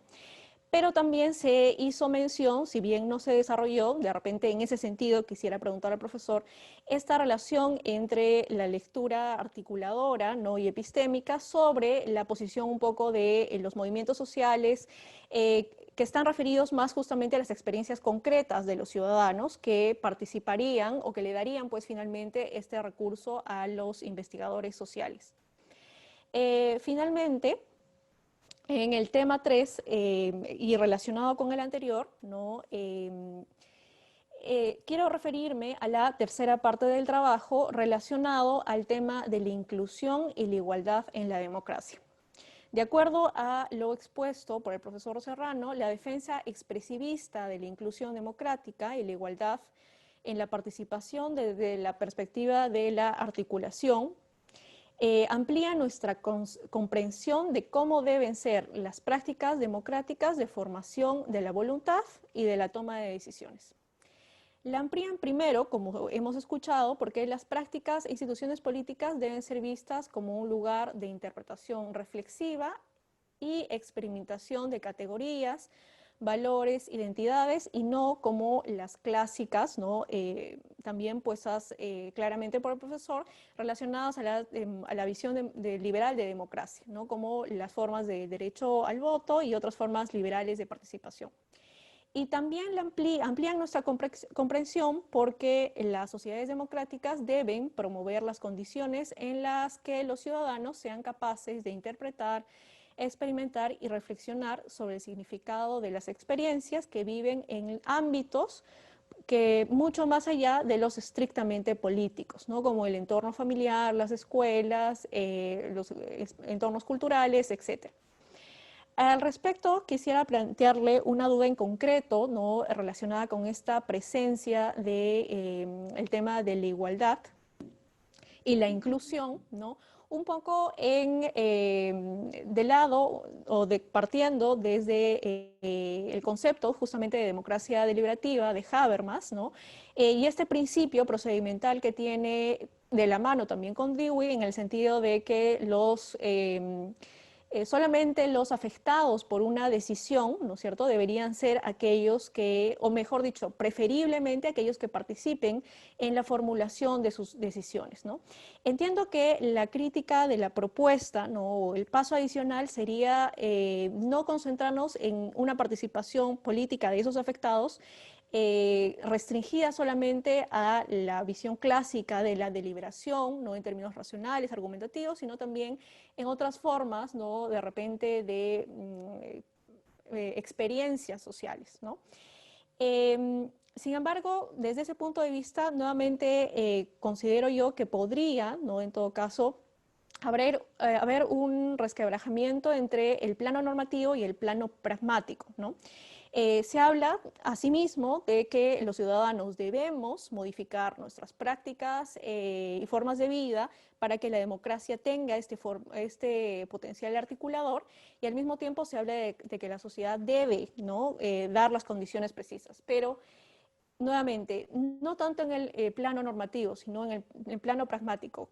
La propuesta tiene alguna orientación en ese sentido, ¿no?, que nos daría más recursos para modificar nuestra concepción sobre la democracia como la mejor forma de organización social y de solución de los problemas. Y ahora voy a la ponencia de la profesora Fazioli. También voy a referirme a tres puntos de su ponencia.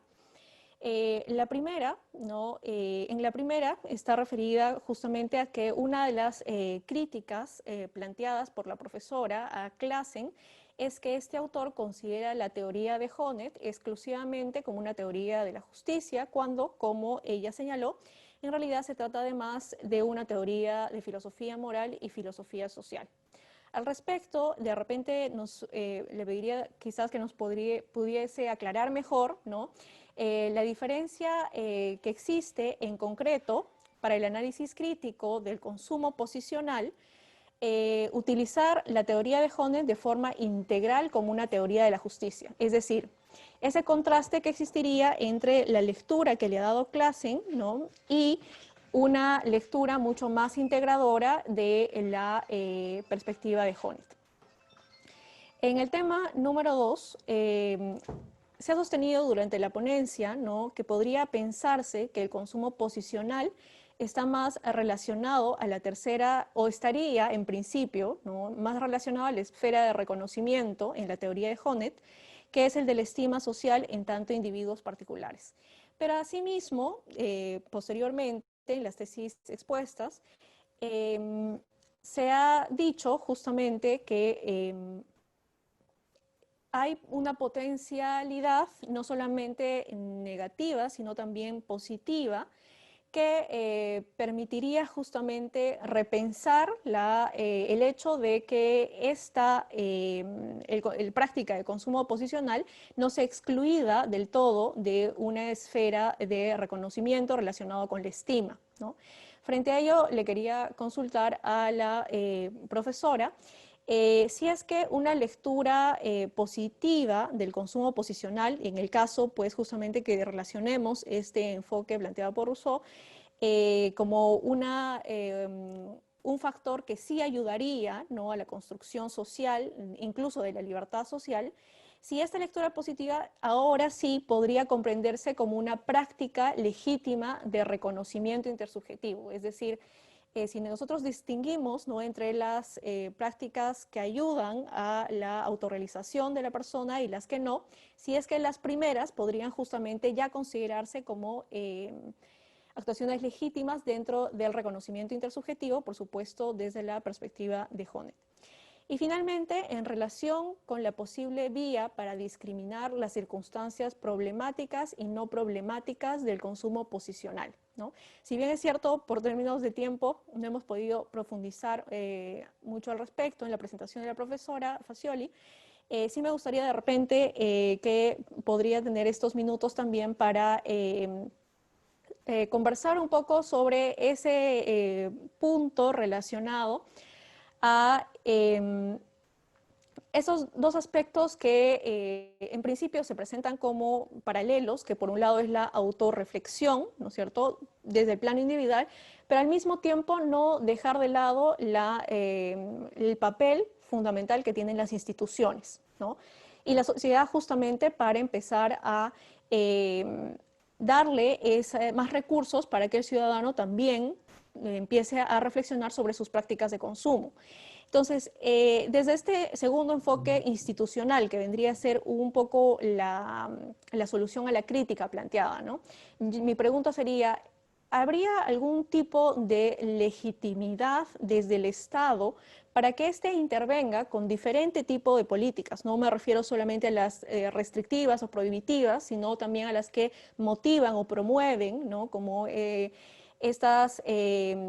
que se señala justamente en la exposición, que es esta forma de que el Estado le dé pues una especie de empujón, entre comillas, a los ciudadanos para que tomen ciertas decisiones de consumo y frente a otras que no debería, ¿no? Entonces me pregunto yo si es que el Estado tendría algún tipo de legitimidad para hacer esto, es decir, para intervenir en este espacio de consumo, y si no, entonces en todo caso nos quedaríamos principalmente solo ante la posibilidad de una reflexión individual.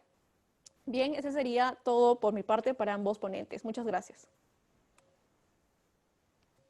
Muchísimas gracias a Noemí por sus preguntas sumamente interesantes para profundizar en la discusión.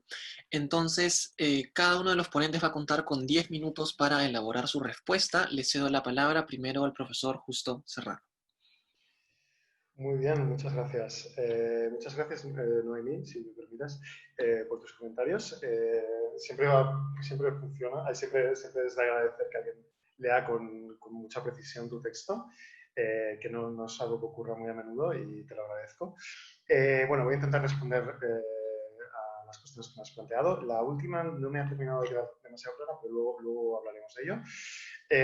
Y pido al moderador que si me tienes que cortar en algún momento, pues lo hagas sin ningún tipo de compasión, porque no me voy a dar cuenta del tiempo que estoy dedicándole a contestar. Entonces, bueno, por lo que respecta a la primera pregunta sobre qué significa exactamente un estándar independiente de corrección de las decisiones políticas, lo que comúnmente se discute en estos debates sobre la democracia epistémica y que comparte la gran mayoría de autores, es la idea de que tiene que haber algo así como un estándar de corrección que es independiente del proceso político de toma de decisiones. Es decir, que podría ser determinado desde una perspectiva diferente o desde un lugar diferente al proceso político que toma esa decisión. Es decir, pueden haber decisiones correctas o incorrectas independientemente del procedimiento que se siga, de la calidad del procedimiento que se siga para tomar esa decisión. Digamos, ¿no? Esa es la cuestión. Entonces, para Landemore, digamos, y para muchos otros, la cuestión de la democracia epistémica, es decir, bueno, se trata de defender la democracia en tanto que nos acerca más a este estándar que es determinable desde fuera del mismo proceso democrático, digamos, ¿no? Entonces, hay un problema, ese problema está ahí, simplemente hay que llegar a él, digamos, ¿no? Hay que descubrirlo, hay que desvelarlo, digamos, ¿no? En cambio, la propuesta que propongo desde el punto de vista, desde esta expresión, desde esta tradición que he denominado expresivista, es la de pensar que, bueno, ciertamente hay algo allí, digamos, ¿no? Lo que John Dewey llama una situación indeterminada, pero que nosotros no hay una manera independiente del proceso que nos permita llegar a determinar, esa situación indeterminada. El proceso es el lugar donde se determina esa situación. O sea, no se trata de desvelar nada, sino que se trata de darle una... Bueno, es de desarrollar sus potencialidades de tal forma que se le da una forma concreta y no otra, digamos, ¿no? No sé si te ha servido de algo o es justamente lo que ya decía en mi paper, perdón, en mi exposición, pero bueno, en todo caso, espero que quede un poquito más claro la diferencia. Respecto a la filosofía, a la obra de Yegi, solo decir que, a ver, yo considero que lo que estoy haciendo es, lo que estoy escribiendo es una especie de desarrollo de su filosofía, entrando en cuestiones de teoría de la democracia, que creo que ella no lo hace, no lo hace de forma suficiente, digamos. No creo que no ha desarrollado estas cuestiones de forma suficiente. Entonces, bueno, yo creo que es desarrollar el motivo diluviano en Yegi de la idea diluviana que está en Yegi, según la cual los problemas se hacen y se descubren a la vez, digamos, pues para una teoría de democracia me parece una forma que está en continuidad con la teoría de Yegi, digamos, ¿no? Lo que pasa es que es verdad que creo que el hegelianismo digamos, con el que Yegi combina la obra de Dewey, no estoy seguro de compartirlo del todo, digamos, ¿no? Para Yegi, Hegel aporta un aspecto dialéctico a la teoría de las formas de vida, y Dewey no, digamos, ¿no? Entonces, como que, digamos, para Yegi, Hegel tiene que complementar a Dewey, digamos, ¿no? Y allí, pues, yo he tenido algunas diferencias. Respecto a la cuestión de la dominación, a ver, la verdad es que no tengo una respuesta a tu pregunta. Lo que sí que quería subrayar es que creo que, digamos, lo que creo que aporta mi desarrollo, digamos, es la cuestión de poder ver la dominación política desde una perspectiva desde la cual normalmente no se ve, digamos, ¿no? Hay también dominación política cuando unos grupos sociales privilegiados pueden experimentar y hacer valer su experiencia sobre la experiencia de los demás. Digamos, ¿no? Cuando es tanto las condiciones de experimentar una realidad, una categoría, etc., libremente, y expresarla y compartirla, ¿no? Entonces, hay dominación cuando unos grupos tienen privilegio sobre esa capacidad sobre otros, digamos, ¿no? Entonces, yo creo que esa es una manera de ampliar nuestra visión de lo que es dominación política, digamos, ¿no? Eso también es dominación política, no solo tener más poder a la hora de marcar una agenda política, etc., ¿no? Eso sería el aporte que me gustaría hacer, digamos, desde esta perspectiva. Después, los movimientos sociales. Bueno, la verdad es que lo prometía también en mi descripción de la ponencia y no lo he hecho, más que nada por cuestión de tiempo. Los movimientos sociales serían como un lugar donde precisamente allí, en aquellas circunstancias donde no es posible experimentar y compartir reflexivamente esas experiencias, realmente los movimientos sociales permiten, ¿no? Son lugares donde eso es posible, digamos, ¿no? Donde es posible, digamos,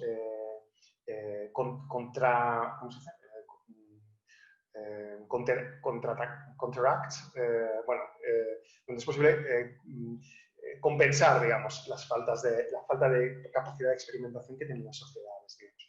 Obviamente eso no... los movimientos sociales son mucho más que esto, ¿no? Pero desde el punto de vista de mi argumentación, pues ese sería más o menos el rol que jugarían los movimientos sociales. Respecto a la última cuestión, que creo que es la última que me has planteado, no sé si te he entendido bien. La cuestión, a ver, me hablabas de la cuestión, si a lo mejor mi planteamiento era demasiado normativo, como lo que me parece que como lo que estoy diciendo es, hey, hay que experimentar más o algo así, ¿no?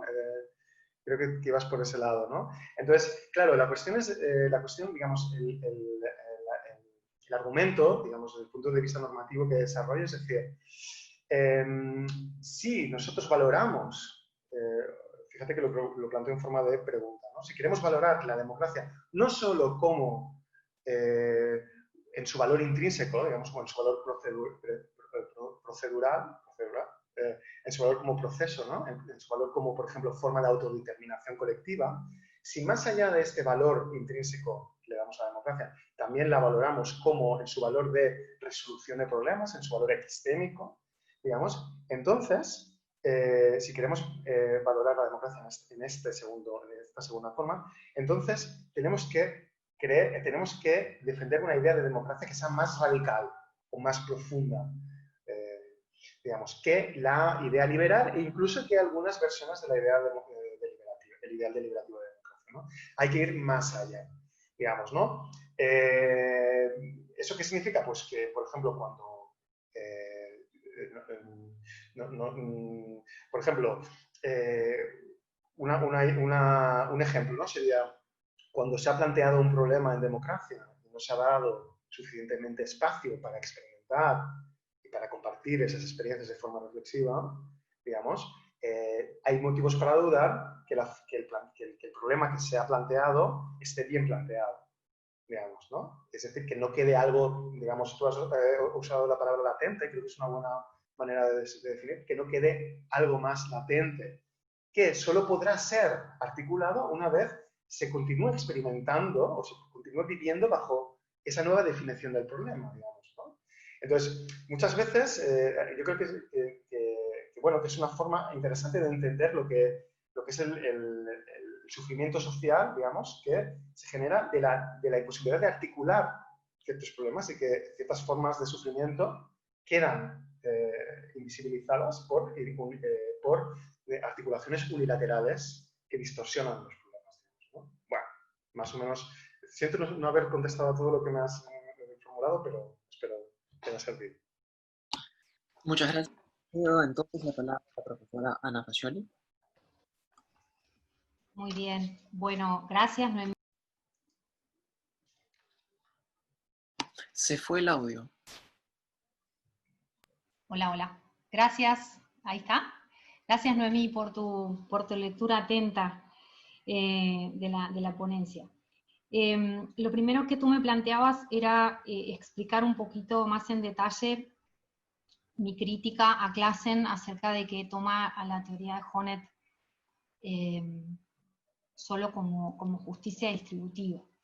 Honneth es muy explícito en muchas obras, pero sobre todo en artículos como La textura de la justicia y demás, y reconocimiento y justicia, que él pretende hacer algo más que una justicia distributiva tal como se ha entendido en la filosofía política, digamos que anglosajona, ¿sí?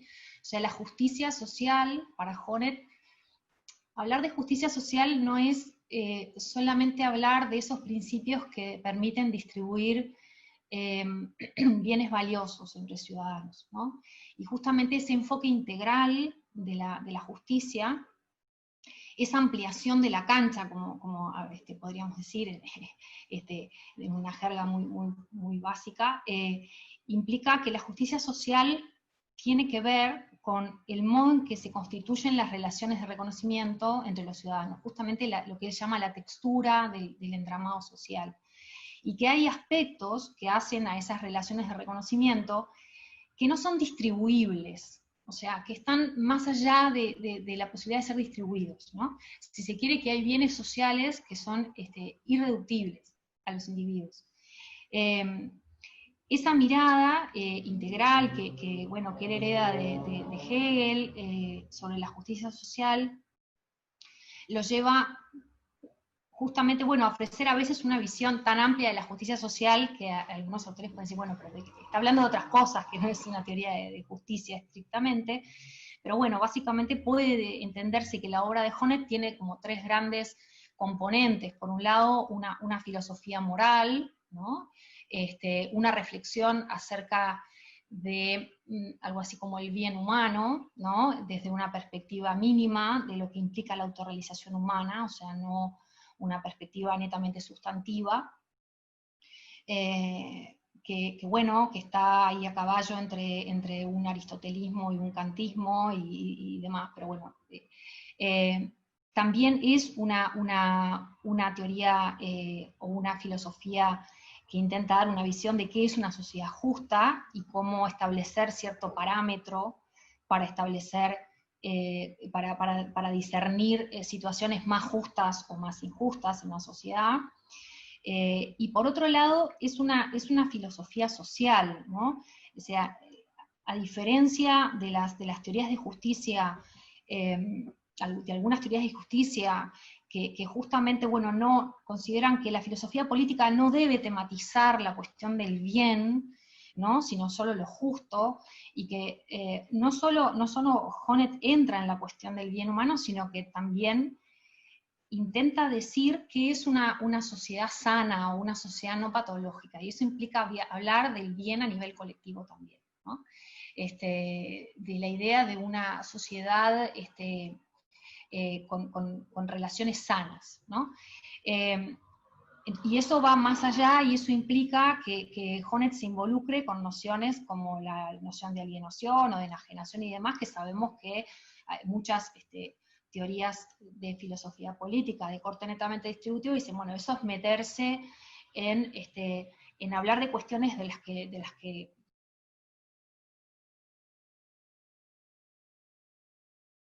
hola, que implican unos compromisos hasta metafísicos a veces, ¿no? Que algunas teorías de justicia contemporánea no están dispuestos, ¿no? A entrar en el terreno de hablar de la autorrealización o hablar de la enajenación y demás. Entonces, en ese sentido, quizás alguien puede decir, bueno, está bien, Classen, no es que yo esté peleada con lo que él hace, sino que digo, bueno, yo trato de reconstruir quién habló de esto, ¿no? ¿Quién intentó conectar, quién intentó hacer una crítica normativa del consumo posicional desde un enfoque de reconocimiento? Y es la persona que lo ha intentado, y lo ha intentado desde Honneth. Entonces por ahí me parece que entiendo que mi crítica a él es válida, en el sentido de que, bueno, se quedó solamente con la descripción de los 3 principios de justicia honnetianos, como que eso fuera la cabalidad de la propuesta de Honneth, cuando desde esa antropología moral que aparece en la lucha por el reconocimiento, esas ideas de un sujeto que despliega su autonomía en base a relaciones de reconocimiento, o desde el propio enfoque, obviamente que es posterior, ¿no? Pero desde el derecho a la libertad, aparecen nociones bien interesantes para aportar a la crítica. La segunda, si te entendí bien, el segundo planteo que tú me haces tiene que ver con que habría, la pregunta de si habría formas, digamos que positivas del consumo posicional, ¿no? Mi preocupación por este tema es que yo por ahí percibía que cuando un economista me hablaba acerca del consumo posicional, lo que los filósofos tendíamos a hacer rápidamente era como a condenarlo, ¿no? Como enseguida a tener una primera aproximación. Y la pregunta legítima para hacernos es, bueno, ¿por qué estaría mal? O si siempre estaría mal el consumo posicional, y si no es algo que de hecho ocurre, y la cuestión está en descubrir que puede haber situaciones donde esa forma de consumo se inflama, digamos, o se desvía, o genera unas consecuencias negativas para el sujeto o la sociedad. En ese sentido me parece legítimo decir que, bueno, que cuando hay consecuencias sociales negativas, ¿no? Como pueden ser la ansiedad social, el fortalecimiento de un etos justamente de un etos desigualitario a nivel social y demás, o los conflictos, o la insatisfacción permanente de la gente, lo que sea, podemos hablar de que hay una dinámica que puede ser inocua en algunas circunstancias, pero que en otras se puede potenciar negativamente, ¿sí? Tanto así como si hay una visión positiva, o si abrir una versión positiva del consumo posicional, no me animo a decirte, Noemí, sí, esta es la versión positiva del consumo posicional. Sí entiendo que hay formas neutras, o sea, o formas, digamos, que no ofrecerían, creo yo, un reparo moral importante, ¿sí? Y sí me parece más interesante mostrar que, por eso volvía a este tema de de cómo a veces condenamos el consumo de algunos sectores, ¿no? Porque a veces hay una no comprensión de que para individuos o para grupos que se encuentran excluidos socialmente, y en una sociedad donde tiende a fortalecer la idea de que, bueno, ser ciudadano es ser consumidor, el adquirir determinadas cosas es una forma de sentirse incluido, ¿no? Entonces, que a veces se juzga con el parámetro de otras clases sociales o de lo que implica el consumir determinados productos para ciertas clases sociales a otras, y no se entiende justamente la complejidad que tiene el fenómeno. Sí creo que es importante la distinción entre el afán de querer diferenciarnos, y que hay en eso algo legítimo, ¿no? De querer tener como un afán de diferenciación, de individualización, ¿sí? A ser superior, ¿no? El afán de ser distintos a ser superiores al resto y marcar esa superioridad, o su supuesta superioridad a través del consumo. Y ahí me parece que hay un tema importante. Y por último, tú me preguntabas acerca del enfoque institucional, ¿no? O sea, más allá del papel que la autorreflexión pueda tener, y yo creo que ese es el punto fuerte de esto, ¿no? La dificultad que hay de que desde fuera, digamos, esta persona está alienada por la forma en que consume, o este fue un consumo innecesario, o está cegado por el deseo de posicionarse frente a otros, sino que me parece más interesante defender una crítica de las motivaciones desde la posición de la capacidad autocrítica, ¿no? Digo esto porque muchos autores, y Frank, por ejemplo, desde la economía, justamente dice, bueno, no hay que meterse con la crítica normativa de las motivaciones, hay que decir, el consumo posicional es básicamente ineficaz, o sea, hace que la gente gaste mucho dinero en una lucha, en una carrera de ratas que en definitiva los deja en el mismo lugar en el que estaban antes de la carrera, digamos, ¿no? Entonces es un problema de ineficacia económica. Y yo digo, bueno, no, hay que rescatar esta cuestión de que, bueno, hacer crítica de las motivaciones no es caer en un subjetivismo completo, ¿no? En una cosa que no tenga suficiente validez.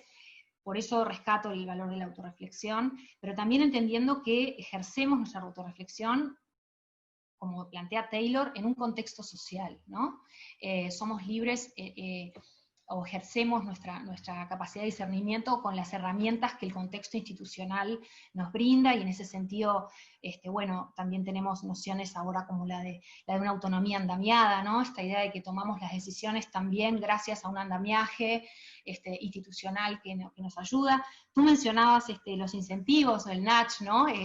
La política pública, cómo puede ayudar. Yo creo que sí. Este trabajo no va de reconstruir tanto ese aspecto, ¿no? de qué políticas públicas podrían hacerse, pero yo creo que sí, que el Estado puede legítimamente ofrecer unas posibilidades para que los ciudadanos tomen decisiones más reflexivas, ¿sí? Creo, bueno, Frank es uno de ellos, hay quienes defienden una estructura impositiva que pueda desalentar, digamos, o desincentivar el consumo posicional. Obviamente que la educación es un lugar clave, ¿no?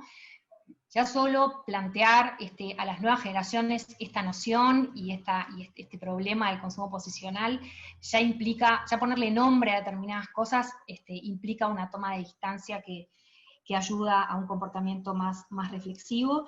Y después creo que hay aspectos que pueden ser indirectos, ¿no? Como todo lo que el Estado realiza en términos de política pública para construir un etos igualitario, o sea, para construir una autocomprensión de una sociedad como formada por ciudadanos que son iguales en valor, y que también merecen un reconocimiento de su particularidad en tanto lo que pueden contribuir, ¿no? Entonces, en ese sentido, el Estado también tiene una responsabilidad de quebrar esa identificación entre, bueno, ser ciudadano es ser consumidor, desde la propia política pública, pero a veces indirectamente, ¿no? Desde esas políticas que construyen un etos igualitario, políticas de redistribución de la riqueza, políticas educativas y demás.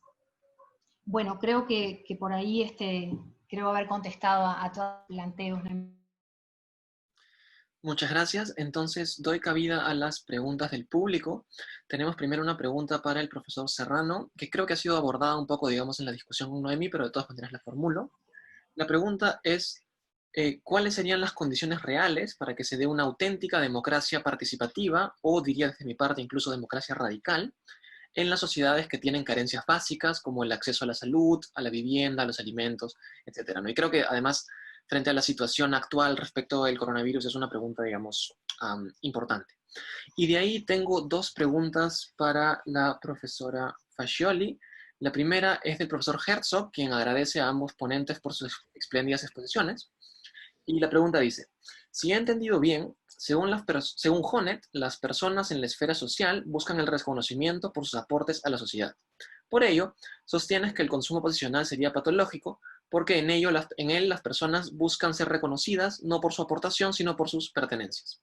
Ahora bien, primero creo que en el debate con Nancy Fraser, Honneth deja bastante claro que lo económico es una forma de reconocimiento. Las personas sienten que se reconocen sus aportaciones también por el salario que reciben, y mediante el consumo muestran y reivindican este reconocimiento más allá del ámbito laboral hacia toda la sociedad. Y segundo, según Pierre Bourdieu, no existiría ninguna forma de consumo que no fuera posicional, independientemente de si compro un coche de lujo o unas chanclas de segunda mano, siempre me estoy posicionando mediante mi consumo. Esta perspectiva de la inevitabilidad del consumo posicional cambiaría el enfoque de la pregunta hacia la pregunta sobre el carácter posicional de los discursos sobre el consumo. Es decir, mostraría cómo las clases medias critican el consumo de las clases bajas para mantenerse, al menos simbólicamente, a distancia. Entonces, esa sería un poco la primera pregunta.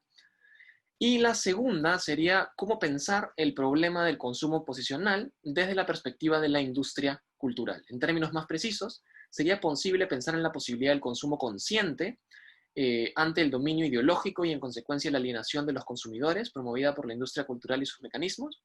Desde las perspectivas de Honneth y Neuhauser, la crítica clásica de la industria cultural, tal como la conciben Adorno y Horkheimer, seguiría siendo relevante o legítima, o más bien por el contrario, insuficiente para el contexto de la sociedad contemporánea. Entonces le cedo la palabra primero al profesor Serrano. Muy bien, muchas gracias. Bueno, una respuesta muy corta. A ver, esto siempre se refiere, ¿no? a este debate sobre la paradoja democrática, ¿no? Hay una cuestión, una serie de condiciones para que la deliberación, si queremos hablar ahora desde la perspectiva de la teoría deliberativa de la democracia, hay unas condiciones que parecen que preceden la deliberación, ¿no? Hay una serie de condiciones materiales, sociales, simbólicas que preceden a la deliberación y que sin las cuales la deliberación no puede tener lugar, ¿no? Entonces, obviamente, eso, si uno defiende una visión más radical, digamos, o más profunda de la democracia, que va más allá de la deliberación y habla en términos de experimentación, pues se encuentra con la misma situación, digamos, ¿no? Hay que suponer que se dan unas condiciones, digamos, ¿no? Entonces, la misma democracia tiene que, por muy deficitaria que sea, digamos, desde una perspectiva, o sea, desde una perspectiva democrática, las mismas instituciones democráticas tienen primero que garantizar esas condiciones. Digamos, es verdad que esas condiciones también hasta cierto modo son discutibles, digamos, ¿no? Es verdad también que a pesar de que sean discutibles, hemos experimentado un proceso histórico de experimentación y de aprendizaje en el que hemos aprendido cuáles son esas condiciones para muchas de las democracias.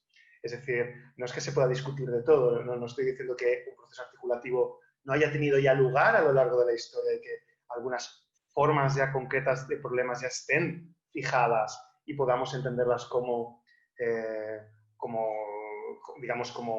algo que ya, como un aprendizaje, digamos, que hemos hecho, ¿no?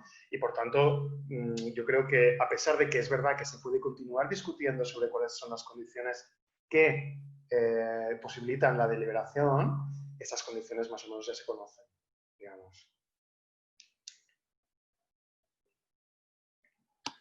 Me refiero a la justicia social, a un mínimo de igualdad material, a un mínimo de condiciones materiales, etc. Entonces cedo la palabra a la profesora Patricia.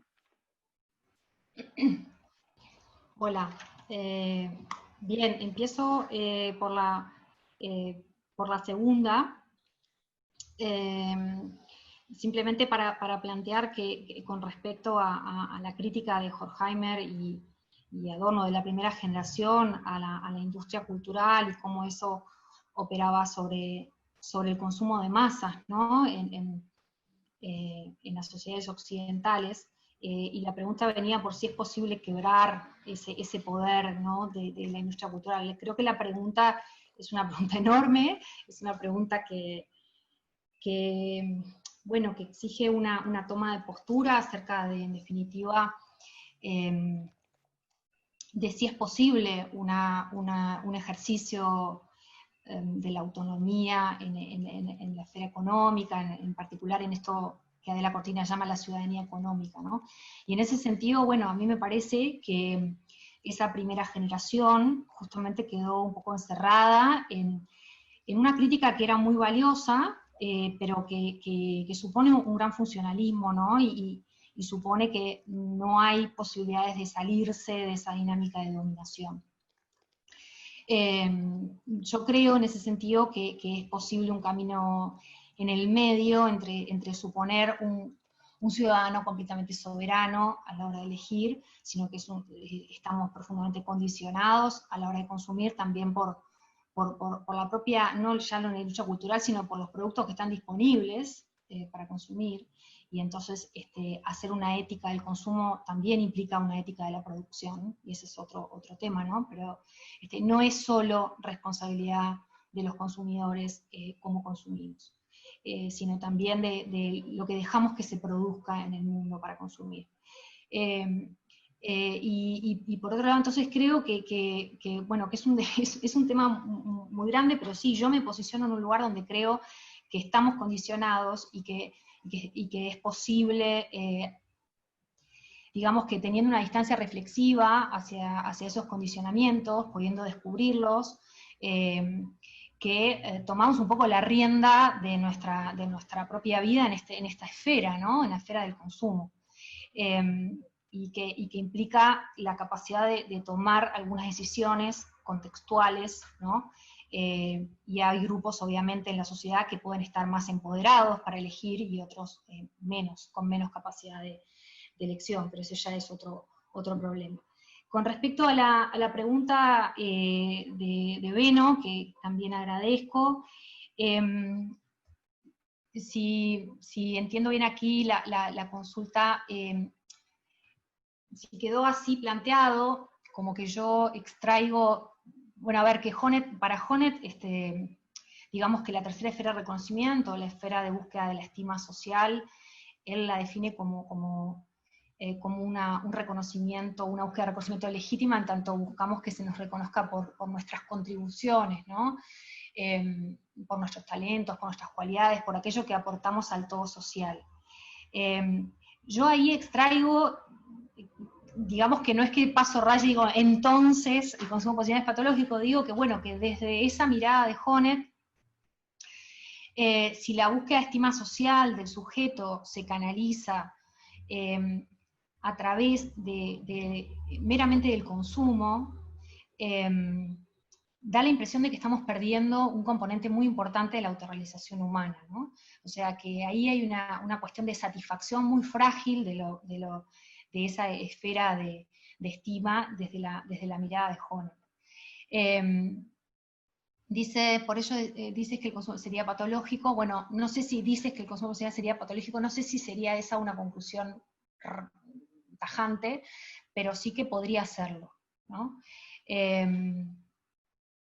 Y traes a cuento está muy bien la discusión con Nancy Fraser, ¿no? Es cierto, para Honneth la esfera económica es una esfera de reconocimiento, y el salario, o el modo como la sociedad brinda reconocimiento material a los maestros, o a los futbolistas, o no, dice algo acerca del reconocimiento que hay en una sociedad, del valor de ciertas tareas.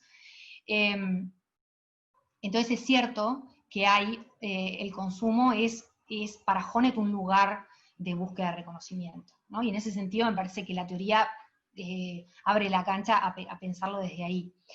Reconozco que no conozco en profundidad la teoría de Bourdieu que tú traes, acerca de que todos nuestros consumos serían posicionales.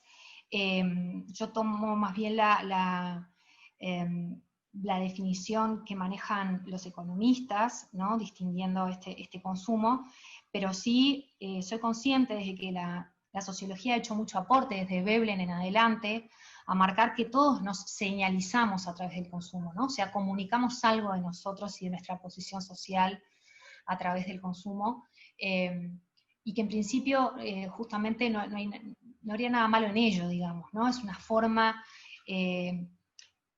aquello que consumimos también habla de nosotros y dice algo de nuestra identidad, ¿no? Entonces también es una actividad expresiva de las personas. Pero me quedo muy enganchada y motivada a leer este aspecto de Bourdieu para profundizar. Y después dices del carácter posicional de los discursos sobre el consumo. Sí, un poco yo lo dejo entrever ahí. Dice cómo las clases medias critican el consumo de las clases bajas para mantenerlas, al menos simbólicamente, a distancia, y hay todo tú que te dedicas, Beno, a análisis del discurso, sí, hay estudios muy interesantes acerca de cómo incluso los mismos objetos fueron posicionales en un momento, y en tanto las clases medias y bajas tienen acceso, rápidamente migra, digamos, la posicionalidad hacia otros objetos, ¿no? Y cómo se da esa lucha es bien interesante. Pero bueno, hasta ahí va el límite del trabajo que yo presenté, pero me quedo muy, muy motivada a todas estas cosas que han disparado los comentarios.